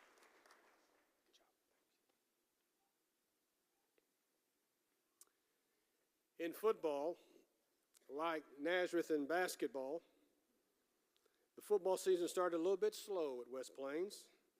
The Wolves had plenty of newcomers on the team, and they found themselves at 2-3 with decisive losses to Seminole in the season opener, to private school power Argyle Liberty Christian, and then 28-13 to Bushland. But that inexperience began to gel, and that uneven start became a thing of the past under Coach Adam Cummings. Moving up from 4A Division I from 4A Division II was not an obstacle. The Wolves caught fire offensively, and under Coach Cummings really began to hit their stride. West Plains won 9 games in a row, and over their last 10 games scored 42 or more points 9 times, and never less than 36. A goal line stand in the quarterfinals was the difference in a huge win over Stephenville, 42-35. And in the semifinals, a 43-36 loss to eventual state champion Salina. Only a last-minute touchdown prevented West Plains from being in the state championship game and likely winning it all. As the only head coach in West Plains' 3-year history, the Wolves have gone 7-5 in his first season, then 12-2 in the quarterfinals in 2023, and stepping up to 4A Division I and a berth in the semifinals in an 11-4 season. The Hall of Fame Football Coach of the Year, for the second time in 3 years from West Plains High School, Adam Cummings.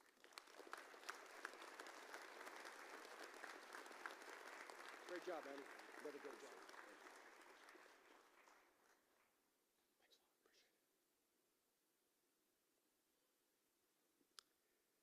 In golf, Will Dorado continues to get things done in the state's smallest classification. The Mustangs under head coach Kellen Kirkland just won their second 1A state title in their last 3 years. Sandwiched around state championships in 2023, and this year was a state runner-up in 2024.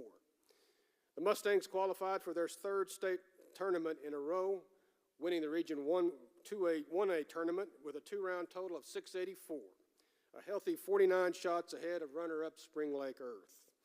At the state tournament at the Crystal Falls Golf Club in Leander, Hunter Corman paced Will Dorado to a 337 through the first day. That would turn out to be the only day, as rain shortened the 2-day tournament to just 1. But that had Will Dorado 10 strokes ahead of DeHanis and gave the Mustangs the state title. Hunter Corman's 74 tied with Texline's Bo Bradley for medalist, with the Texline golfer winning on a better score on the back 9. The coach has been at the helm for all 3 of these years, including the second 1A state title. From Will Dorado High School is Kellen Kirkland.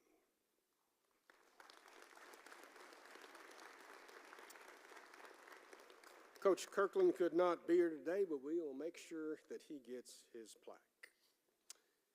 In soccer, you've already heard about this team and this coach in the super team presentation, and you'll hear more about them when we reach the big play presentation. So I'll try to stay away from repeating or preempting too much information, just to say this. It was a dream season for Whitney Bernard, head coach of the Randall program. In her 18th year at Randall, she was coaching the Lady Raiders longer than she'd been a mother. Now her 2 daughters, Ryan, a senior, and Kendall, a sophomore, are both playing for her mom. It was a 23-5-1 season for the Lady Raiders and the 279th career win for Whitney. That 23rd victory and that 279th of her career culminated in the 4A Division II state championship. Not only the first for Randall, but the first ever in the Panhandle. The Hall of Fame Soccer Coach of the Year from Randall High School, Whitney Bernard.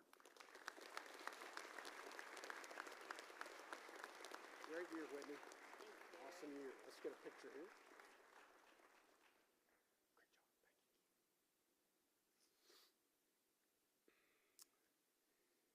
In softball, Clarendon coach Brad Elam described this past season to KFDA Sports as, quote, the perfect script written by the perfect script writer. It was almost just that for Brad and the Clarendon Lady Broncos.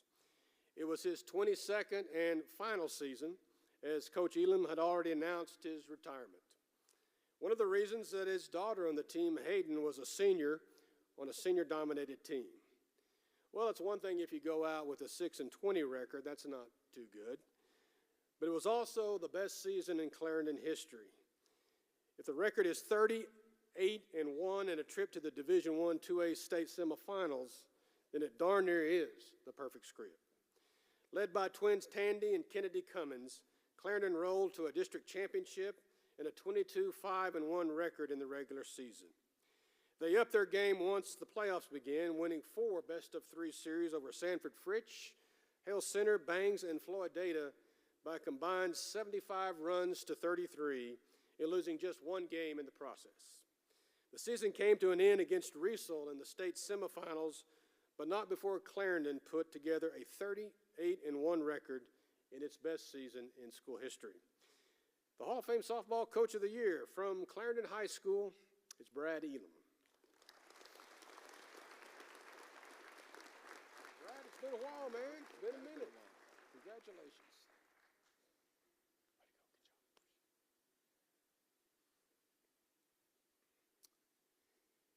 In tennis, to find the top programs in Texas in Class 4A, the hunt is very short before getting to Randall. Coach Darby Norman has built a program of consistency and dominance that few, if any, 4A programs can match. The Raiders won their second 4A state team title in 3 years last fall and building a 34-1 record with the only loss to Class 6A San Angelo Central. In the state semifinals against number 1 Wimberley, the Raiders won a tight one, 10 matches to 7. And then in the finals, Randall rolled to a 10-4 win over Wills Point. This spring, the focus is on individual competition, not so much team competition. And just a few weeks ago, Coach Norman had 2 doubles teams win 4A state titles. Kenley Craddock and Dax Betson in mixed doubles, and Gabby DeShong and Emily Sullivan in girls double. All of them are seniors, but as usual, there will be quality players to replace them in Coach Norman's solid program. Accepting his state champions mixed doubles team of Kenley Craddock and Dax Betson for the Hall of Fame Tennis Coach of the Year for the 4th time since 2014 from Randall High School, Darby Norman.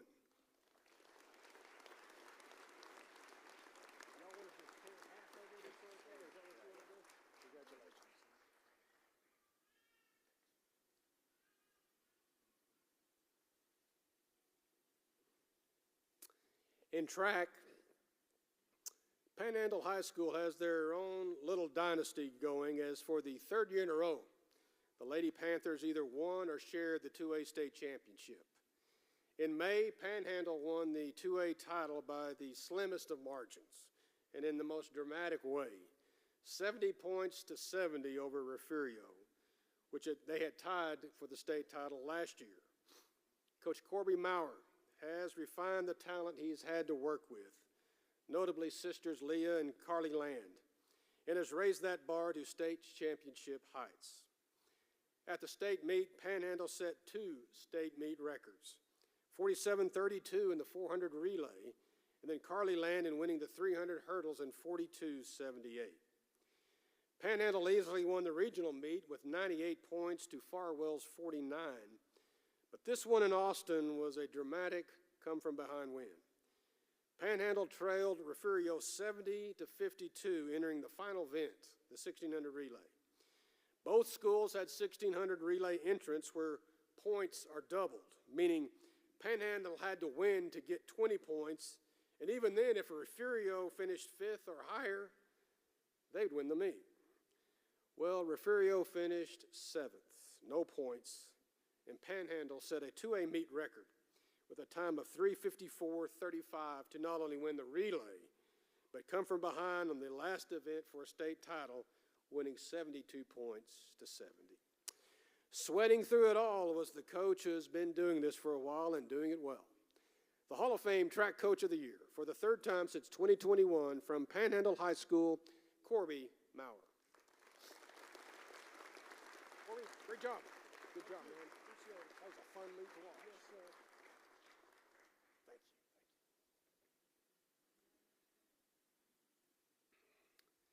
you. In volleyball, at Vega High School in 2021, everything was new. Berkeley Norris, the coach, was new. Her players were new, and the sport was new. In other words, a coach with a quality background in her sport agreed to start a program from scratch at a 2A school. Well, that was a pretty overwhelming task. And winning one game in the first season in 2021 just reinforced how overwhelming it could be. But brick by brick, Berkeley built a foundation, and players gradually became more skilled and more confident.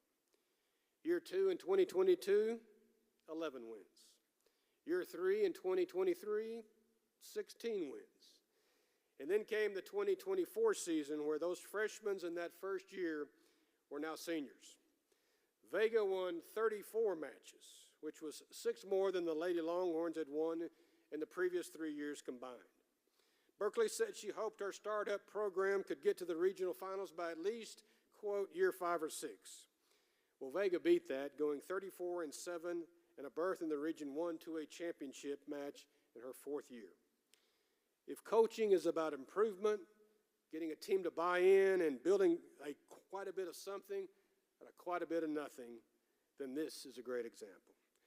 The Hall of Fame Volleyball Coach of the Year from Vega High School, Berkeley Norris. Congratulations. That was a great job. There's a picture there. Great job. In wrestling, you may have heard me say earlier, this is the 67th annual Panhandle Sports Hall of Fame ceremonies. I think David Carino has been honored in 64 of them. At least it seems that way. Well, why not when you've developed and coached the Randall program into a state dynasty? Coach Carino's team in February won the school's 9th state title, and it might have been the Raiders' most dominant performance. Randall won their 2nd consecutive state championship with 139.5 points, 56 more than runner-up Cedar Park, just outside of Austin. A year ago, the Raiders prevailed by 16 points. Again, Randall seems to overwhelm teams with their depth. They had 2 state champions, Mikey Ruiz at 126 pounds and Mark Gallegos at 175, but it's their balance that makes them so tough on opponents to try to outscore them. At regionals, Randall won with 218.5 points, 56 more than Azle. And they did it this year with predominantly an underclass team. For the 7th time since 2013, the Hall of Fame Wrestling Coach of the Year from Randall High School, David Carino. Hey, David, good job, man. What you going to do with all these? Okay.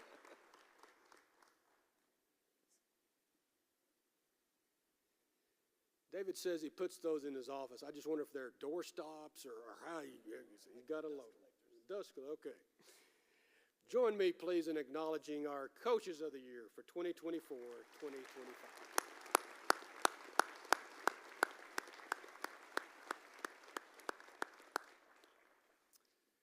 Well, Special Achievement Awards were started a number of years ago to recognize athletes or teams who often did not fit into these 11 sports or whose achievement within them merited special recognition, thus the name. To present them are Hall of Fame committee members Phil Woodall and Craig Sperry, and following that presentation will be the Big Play Award, which is simply the biggest play or moment in any sport during the 24-25 school calendar year. To present that one is the longtime Amarillo sports media writer and now broadcaster, and the 182nd member of the Hall of Fame, Lance Launer. Gentlemen.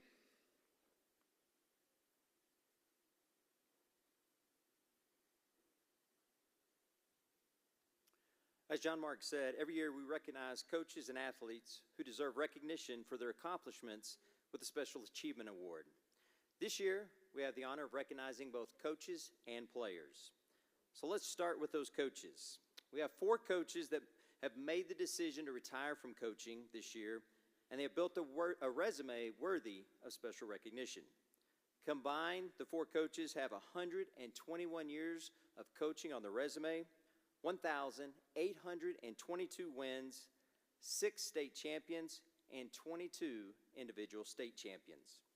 However, their impact goes far beyond the court and mat.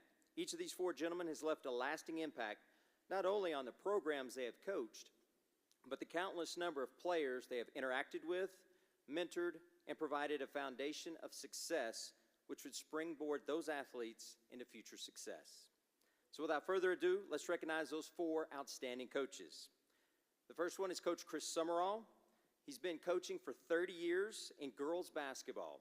643 career wins under Coach Summerall's belt, including stops at Electra, Groom, Idalou, Coahoma, Clyde, Garden City, Wellington, and Tascosa.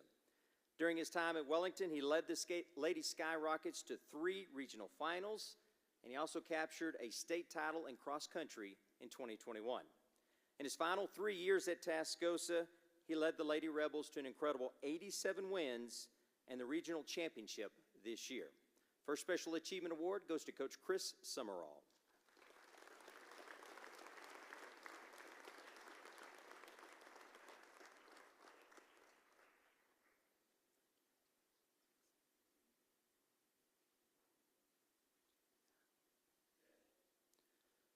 The next coach is Coach Kevin Richardson. Coach Richardson is the youngest of this group, having only coached for 26 years in girls basketball. He's had stops at Abernathy, Canadian, Wall, and West Plains. Although only 26 years of coaching, he's got 665 wins and a state title with Canadian in 2017, where he also earned the Panhandle Sports Hall of Fame Coach of the Year. Our next Special Achievement Award winner, Coach Kevin Richardson.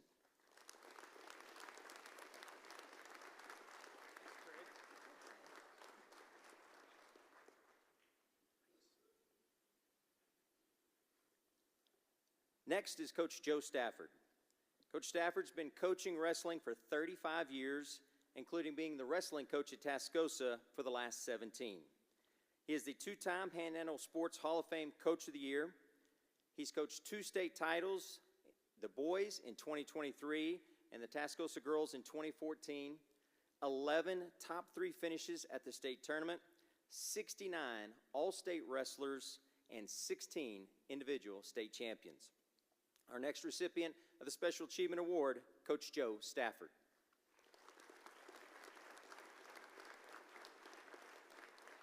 Coach Stafford was unable to be here today because he surprisingly got a grandchild this weekend, surprisingly, so he was unable to make it, but we'll accept this in his behalf. And the final coach to honor today is Coach Kobe Otto. Coach Otto's been coaching tennis for 30 years, including head coaching stops at Paladuro and Amarillo High. He has 514 career team tennis wins. He is the 4-time Panhandle Sports Hall of Fame Coach of the Year, a 5-time team medalist in team tennis, including a gold medal at Amarillo High in 2022 and 6 individual gold medalists. Our final Special Achievement Award winner on the coaches' side from Amarillo High, head coach Kobe Otto.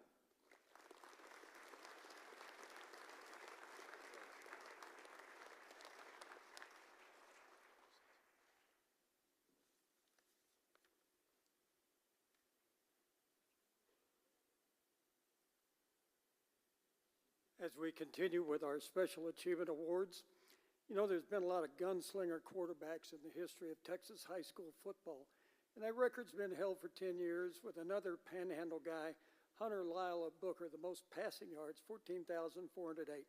But in 2024, we have another Texas Panhandle quarterback who's taken over that mark, Armando Lujan of the Sunray Bobcats. His total is 14,600 yards as a 4-year starter. Coach Wes Boatman saw the potential of this young man, who said he never was the star or played quarterback on any football team, including middle school. He started as a young, whiskerless, we assume, freshman, and the rest is history. As a freshman, he led them to a 4-7 record, but in the last 3 years, the Bobcats were 33-7, made the playoffs all 4 years. Lujan also a prolific runner, scoring over 40 touchdowns and playing great on defense. Last October, in a 59-41 win over Panhandle, he scored 8 touchdowns, 5 passing, 2 rushing, and a pick-6. In the Texas high school history, he's also the career leader in passing completions and attempts, number 2 in TD passes with 171. Lujan is signed to play at Northwestern Oklahoma State, a very special achievement award. Ladies and gentlemen, Armando Lujan of Sunray.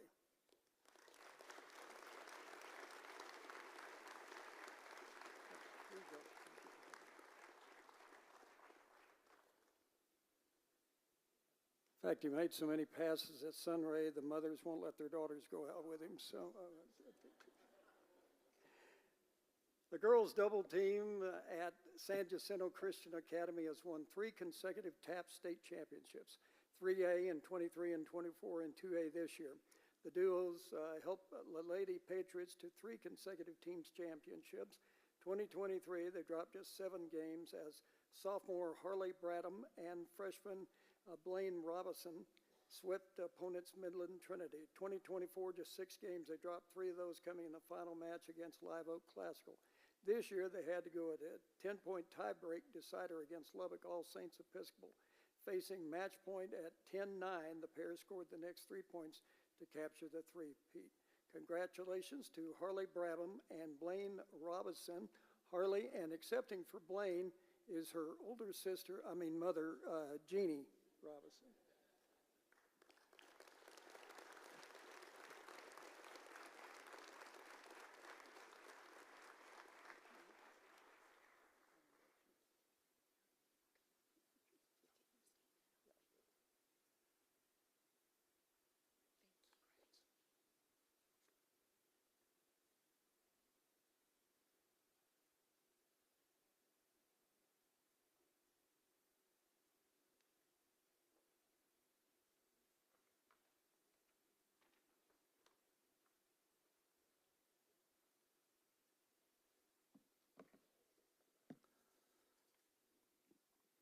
Many athletes, they have this dream, and the dream goes like this.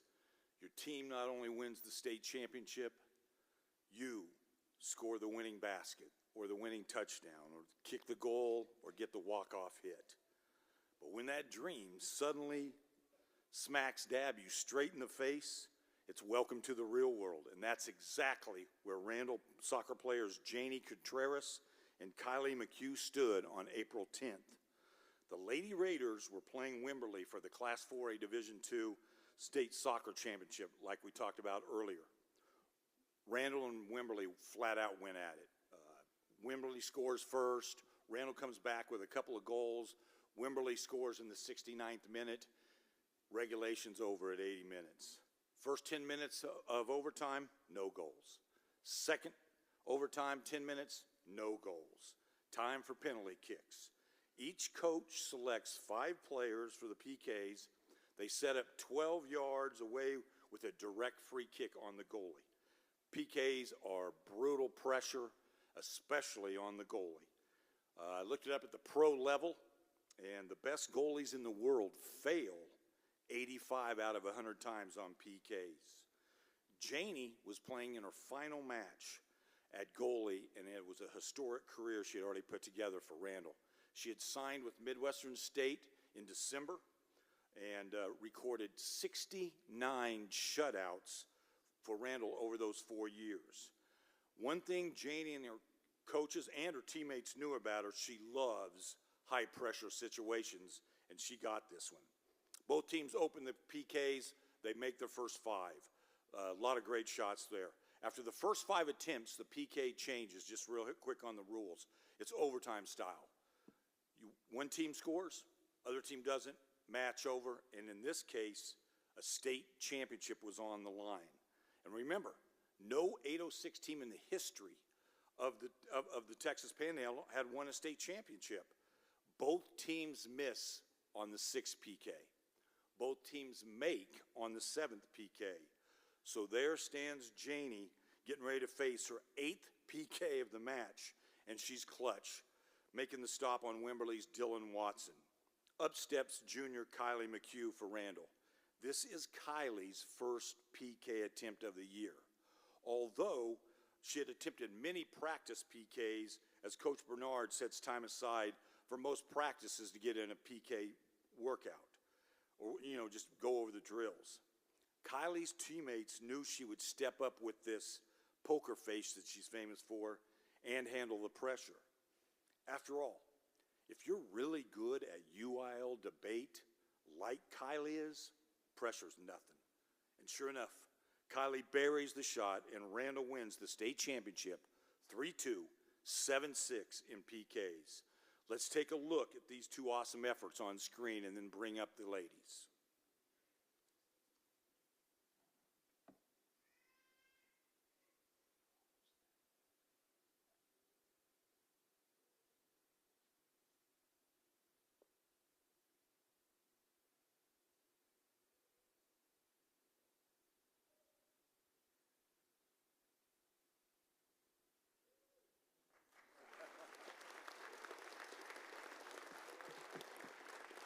Let's hear it for the 2025 Panhandle Sports Hall of Fame Big Play Award winners from Randall, Janie Contreras and Kylie McHugh.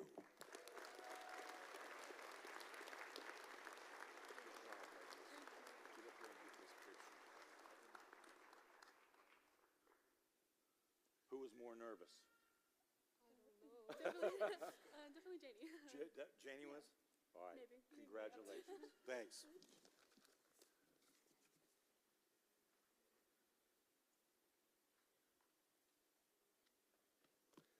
I bet y'all watched that on a loop, haven't you, since April? D. Henry was a man and a coach long ago lost to history. He grew up in Amarillo in the 1920s and 30s. He pursued a coaching and teaching career at West Texas State. In the 1950s, he became head football coach at Canadian High School. Later, he was back in his hometown of Amarillo, where he taught and coached for 6 years at Austin Junior High. When school was out, he was a popular summer baseball coach. In a way, he was kind of a sports Pied Piper. His personality and love of youth and sports made him a leader, someone young boys wanted to follow. In his late 30s, he was stricken by cancer that caused one of his legs to be amputated. Despite that, he continued to coach the team from his bed, even though too ill to make it on the field, because they didn't know what else to do. They just knew they wanted to do something. Parents and students presented D. Henry with a 14-inch television and $348 in small change with an occasional bill or two. Well, D. Henry died at age 39 in 1960. And shortly after his death, 65 years ago, the Hall of Fame started the D. Henry Memorial Courage Award. It's presented to an area athlete who has overcome obstacles, persevered, and achieved when the odds say that they shouldn't. It bears the same quality as D. Henry. For Canadian High School linebacker Wyatt Davis, one of the top linebackers in the state in Class 3A, the game of football had kind of become a blur. Not that the game moved too fast for him, but about the fourth game last season, it was a blur in that his vision was betraying him. Maybe he thought he just needed glasses or contacts. Well, a Canyon optometrist said, based on the test, though, that he was seeing, it could be more than that. He recommended an MRI, which Wyatt received at a mobile MRI unit in Perryton. His parents waited until they returned from the Texas OU football game to share the surprising and somewhat concerning results. Multiple hyper-intense lesions that surrounded the optic nerve of the brain. White blood cells were attacking the sheath of the brain. That was what was affecting his vision. Well, he met with neurosurgeons in Amarillo and Lubbock. They believed it was the onset of MS, multiple sclerosis, a disease that causes the breakdown of protecting coverings in the nerve. Wyatt was in a little bit of a panic. Sprained ankle, sure, we can deal with those. Injuries, yes. But a disease? Wyatt was a senior, a returning All-Stater, a four-year starter on the winningest football program in the Panhandle over the last 20 years. As a captain, he believed in his own mind that he was letting his team down. He was cleared by two doctors to play with the autoimmune disease. Why not, Wyatt thought. If it's too hard, it's too hard, I'll hang it up. But I've got to try to make a go of it. Well, Wyatt missed one game, was hospitalized for 3 days, and then returned against Friona on October the 19th. He could no longer go both ways as a tight end. Defensively, it was still just images of color. It was hard to locate the ball. Still, he finished that first game back with 13 tackles. Though his vision improved only slightly, he couldn't wear glasses because they just fogged up on him. But steroid shots kept the lesions at bay, and cooler temperatures helped. Though not 100%, Wyatt was still close to his old dominant self as inspirational and divisional leader for the Wildcats. He led Canadian to the 3A Division II quarterfinals. Wyatt was named the Press Pass Sports Defensive Player of the Year, and for the second straight year, the 3A First Team All-State with 185 tackles, 31 for losses, and this was with MS. His four-year total, 648 tackles. Some hearing issues, numbness in his legs and feet, and continued vision problems forced him to quit basketball. But it's believed to be only a temporary setback.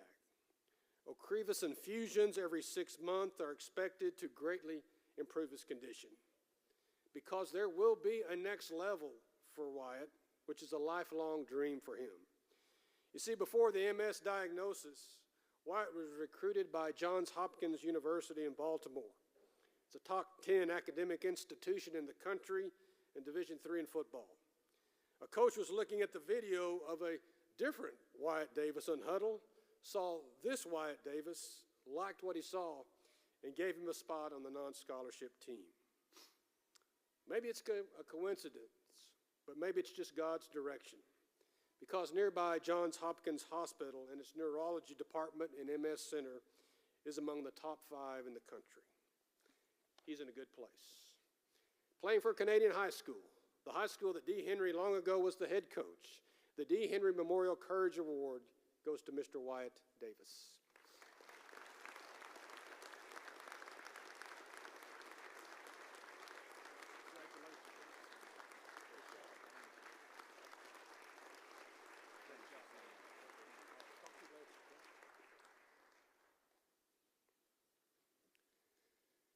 And now the final induction. In this afternoon's ceremonies, the 210th member of the Texas Panhandle Sports Hall of Fame. Austin Johnson wasn't lying in the crib on his back flipping a miniature basketball up in the air, back in 1987, but he wasn't far off. The young son of Kathy and A.J. Johnson was exposed to the game at a very early age.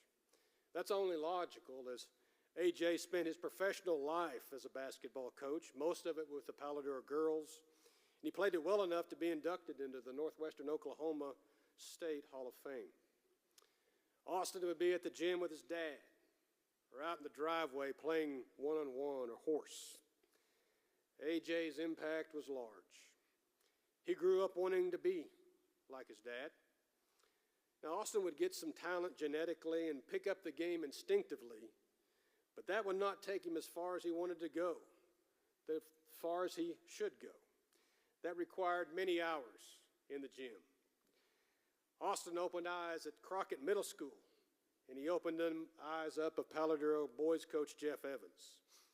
When Austin came of high school age, he went with his dad to Paladuro. Though just a freshman, he made an early impact with the Dons. Now, he wasn't as mature and as strong as he would be, not quite as knowledgeable, but that would come soon enough. What he wasn't was intimidated. In elementary school, he'd be at Paladuro's open gym with high school players, playing with those like Brandon Smith, who later played at Michigan. He'd be in pickup games and was a designated three-point shooter. He was comfortable playing with older guys, and it showed at Palo Duro. It wasn't long before he was starting as a freshman, and not just starting, but impacting games. As a sophomore, his career took off, especially in the eyes of the public. Twice he scored 44 points, one of those early in district play. Another time he scored 44 points at Pampa. It was one of those nights when teammates knew he was hot, kept feeding him the ball, and he kept scoring. It was so impressive that the Pampa students who didn't have much to cheer for that year, well, they began cheering for Austin. That same sophomore year, Austin had a rare quadruple double. It was a game with 24 points, 13 rebounds, 10 assists, and 10 steals. And that got him national notoriety and faces in the crowd in Sports Illustrated. His sophomore year, he was named the District 3-4A MVP, and that just set him up for better junior and senior seasons. Twice he was named Class 5A First Team All-State. As a senior in 2005, he led the Dons to the 5A state semifinals, the first such appearance in the state tournament by Palo Duro in 44 years. Before his remarkable career was complete, Austin scored more points than any high school player in Amarillo history, 2,602. Palo Duro's record during his time, 95-9. Said as Coach Jeff Evans, for a high school basketball coach, Austin was a once-in-a-lifetime player. He was the cornerstone of our program, the standard of success that has continued for 22 years and continues to even day. Unflappable might be the best description of the quality that amazed me most about Austin. In his senior season at Palo Duro, Austin signed with the University of Oklahoma and head coach Kelvin Sampson, who, as we know, has gained national attention now as head coach at Houston. He pushed Austin, especially on the defensive end. A lanky 6'3", Austin knew he needed to improve his strength at the highest level of college basketball. Like he did at Palo Duro, Austin started halfway through his freshman year at OU. Jeff Capel, with a Duke background, succeeded Coach Sampson at OU, but the relationship with Coach Sampson has continued to this day. I'll say, Coach Sampson is here today in support of Austin. Austin became a mainstay in the Sooner program. He played in 127 games in which OU went 89-42. His senior season in 2009, one in which he scored a career-high 22 points against Oklahoma State, the Sooners went 30-6 and advanced to the Elite Eight before finally losing to North Carolina. Austin scored 888 points in his 4 years and was in double figures in 39 games, 27 in his last 2 years. He finished his college career as 12th all-time in assists, 13th in steals, and despite being only 6'3", he was in the top 20 in blocks. Austin played professionally for the next 5 years in Europe and in the Middle East, learning new cultures and playing in different but still a high level of basketball. He played for teams in Switzerland, Lebanon, and Jordan. Following that, Austin returned to where it began for him in Amarillo. This time it was as a coach, like his dad, AJ, in 2018. Unlike his dad, Austin spent 6 years coaching boys at Ascension Academy. Now, as athletic director at Ascension, one of his first hires was the former Palo Duro player that he used to play against to pick up basketball in Brandon Smith. In addition to some other business interests, Austin also runs the Austin Johnson Academy of Hoops, where he trains primarily girls as young as 5 all the way to college, 4 days a week. He puts on 10 camps in Texas, Oklahoma, and Mexico, as well as coaching and being involved with as many as 12 different club teams. Austin and his wife Ashley have 3 daughters, Adeline, who will play for her grandfather next year as a freshman at Palo Duro, Ambrin, and Aspen. One of the youngest inductees ever in the Texas Panhandle Sports Hall of Fame, and one of the very best in Amarillo history. The 210th inductee in the Texas Panhandle Sports Hall of Fame from Amarillo, Mr. Austin Johnson.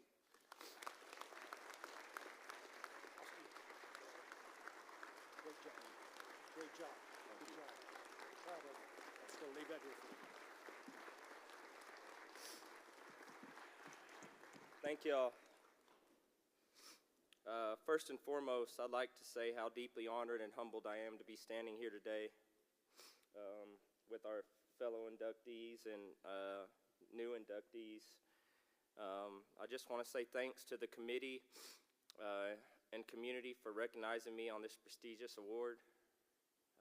Being inducted into the Panhandle Hall of Fame is one of the most meaningful awards I've ever received, and I'm blessed to share this moment with my family and friends. I want to give a special thanks to all the people who are here today with me.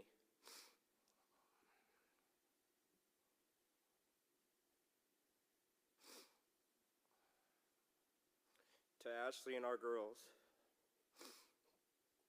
thank y'all for always being by my side.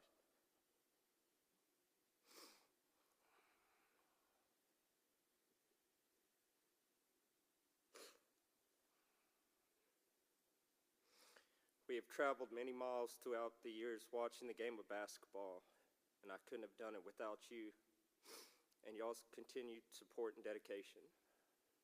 To my parents and my sister,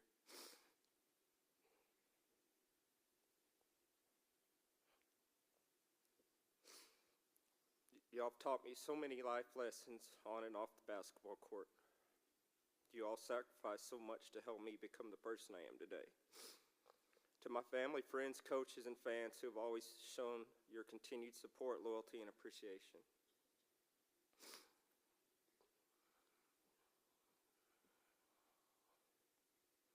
To my former college coach, Coach Sampson, for traveling many miles to help make this day special for me. You're part of so many memories, and I'll never forget that. As a kid, I had so many memories of basketball, from Kids Inc. to traveling the world to play club ball, junior high, and high school. I loved every minute of it. God blessed me with a talent that is truly a gift.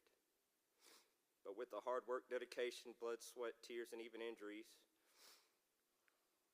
are what have helped mold me into the athlete I am today. Throughout my high school career, I've received many awards and achievements. I was even acknowledged in Sports Illustrated for my quadruple double. I finished my high school career as the boys' leading scorer in Amarillo history with 2,602 points, a record that still stands today. My daughter says she's coming for that record. And what a better way to lose that long-standing record than to your own daughter. I guess that's just the competitiveness in us. After graduating, I received many scholarship offers and visited many colleges. But Coach Sampson really stole the show of what he had to offer. His distinctive coaching style, passion, and knowledge for the game blew me away. I knew I couldn't wait to be a part of not only his program, but the culture he creates. After college, my family and I traveled across the country where I played professional basketball overseas in Switzerland, Lebanon, Jordan. We also played in Iran and Iraq.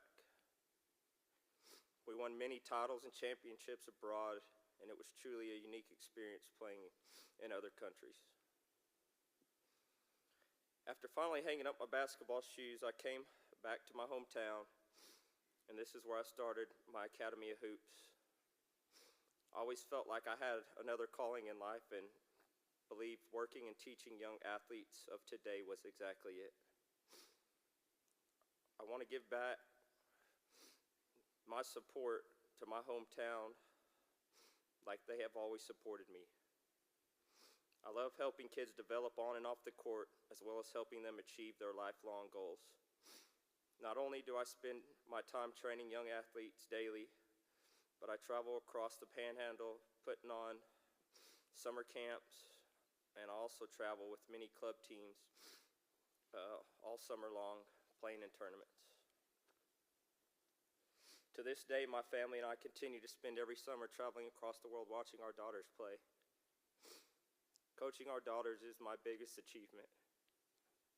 And seeing my oldest, Addie, dreams come true by receiving college offers is icing on the cake.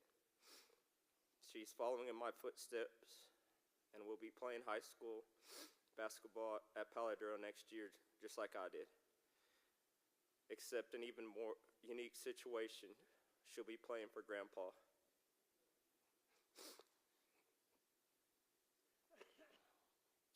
I cannot wait to see what all three accomplish in the upcoming years. As I close today, I just want to thank God, the Hall of Fame committee, once again for recognizing me in this award. I thank you to the community for all your support throughout the years.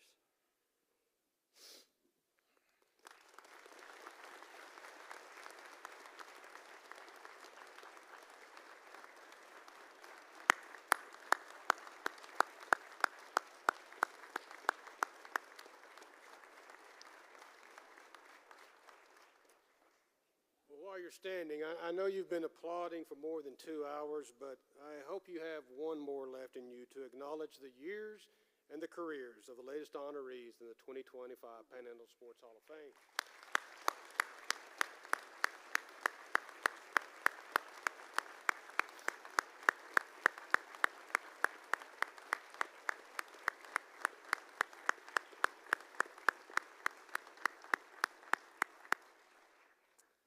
Thank you. You know, for what it's worth, the three inductees today all have three children who have names that begin with the same letter. That's Trent, Tori, Tiara, Richie, Rachel, Ruby, Adeline, Ambry, and Aspen. You know, you don't necessarily have to have three children to start with the same letter to be in the Hall of Fame, but it doesn't hurt. Okay, before we move on to the second half of the program, settle down. Before we close, a couple of thank yous. First of all, these ceremonies would not be close to what they are today if not for the work of Stacy Knight, Kiva Bell, Maddie Emmel, and others of Kids Incorporated.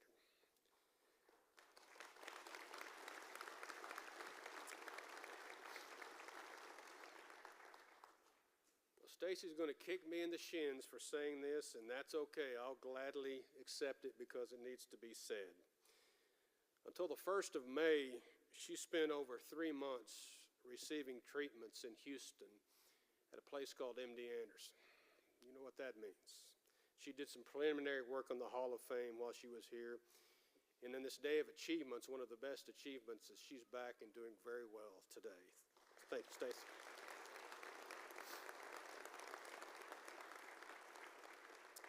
We'd probably be in a parking lot somewhere handing out awards out of the back of a truck if not for them. They have done an incredible amount of work and heavy lifting to make this possible, and they have a day job too, so a salute to them. Thank you to Joe Luscombe and his crew at New Day Productions. Nobody does it better than Joe. Like the Wizard of Oz, they are back behind the curtain pulling the levers and making our video presentation possible. Thank you to the Hall of Fame sponsors. You can see them on the program. Their financial assistance and understanding of the role of sports in the Panhandle make these ceremonies possible. On your program, you'll find a website, and on there is an address for a donation link if you are so inclined.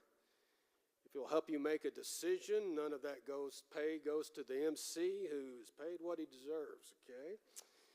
And there's also a book on the Hall of Fame inductees at the back, Pride of the Panhandle, by Hall of Fame committee members Mike Haynes, Dave Wolfarth. It's available on your way out. It's a very thorough and great read on the top sports figures in Panhandle history. Finally, thank you to you. Your presence is our present. It's a present to the Hall of Fame, to those recognized, or maybe it's to yourself for being honored. Everyone has a role, and it all combines to make sports in the Panhandle what it is.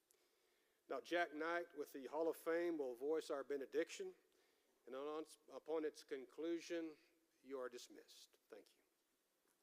Jack.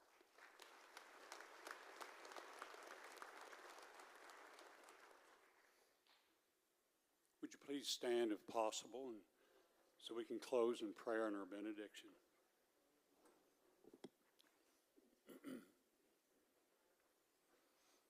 Our Heavenly Father, we thank you for your presence at this annual awards ceremony this afternoon. And as we have recognized the best of the best, may this special time be a reminder to each of us that excellence in life takes time and effort, sometimes going alone, but always involving going the second mile. Lord, bless the families here, bless the friends and other team members who have supported those whom we have honored today, and always keeping in mind we are not the sole contributors to our successes. Thanks for giving us the opportunity to reach and press towards those things that make a difference in ours and others' lives. We ask for your protection for our troops here at home, abroad, and the leadership of our city and our nation. Watch over and protect each of us as we travel to our homes. And now may the Lord of peace himself give you peace at all times, in all ways. The Lord be with you all. In Jesus' name, amen.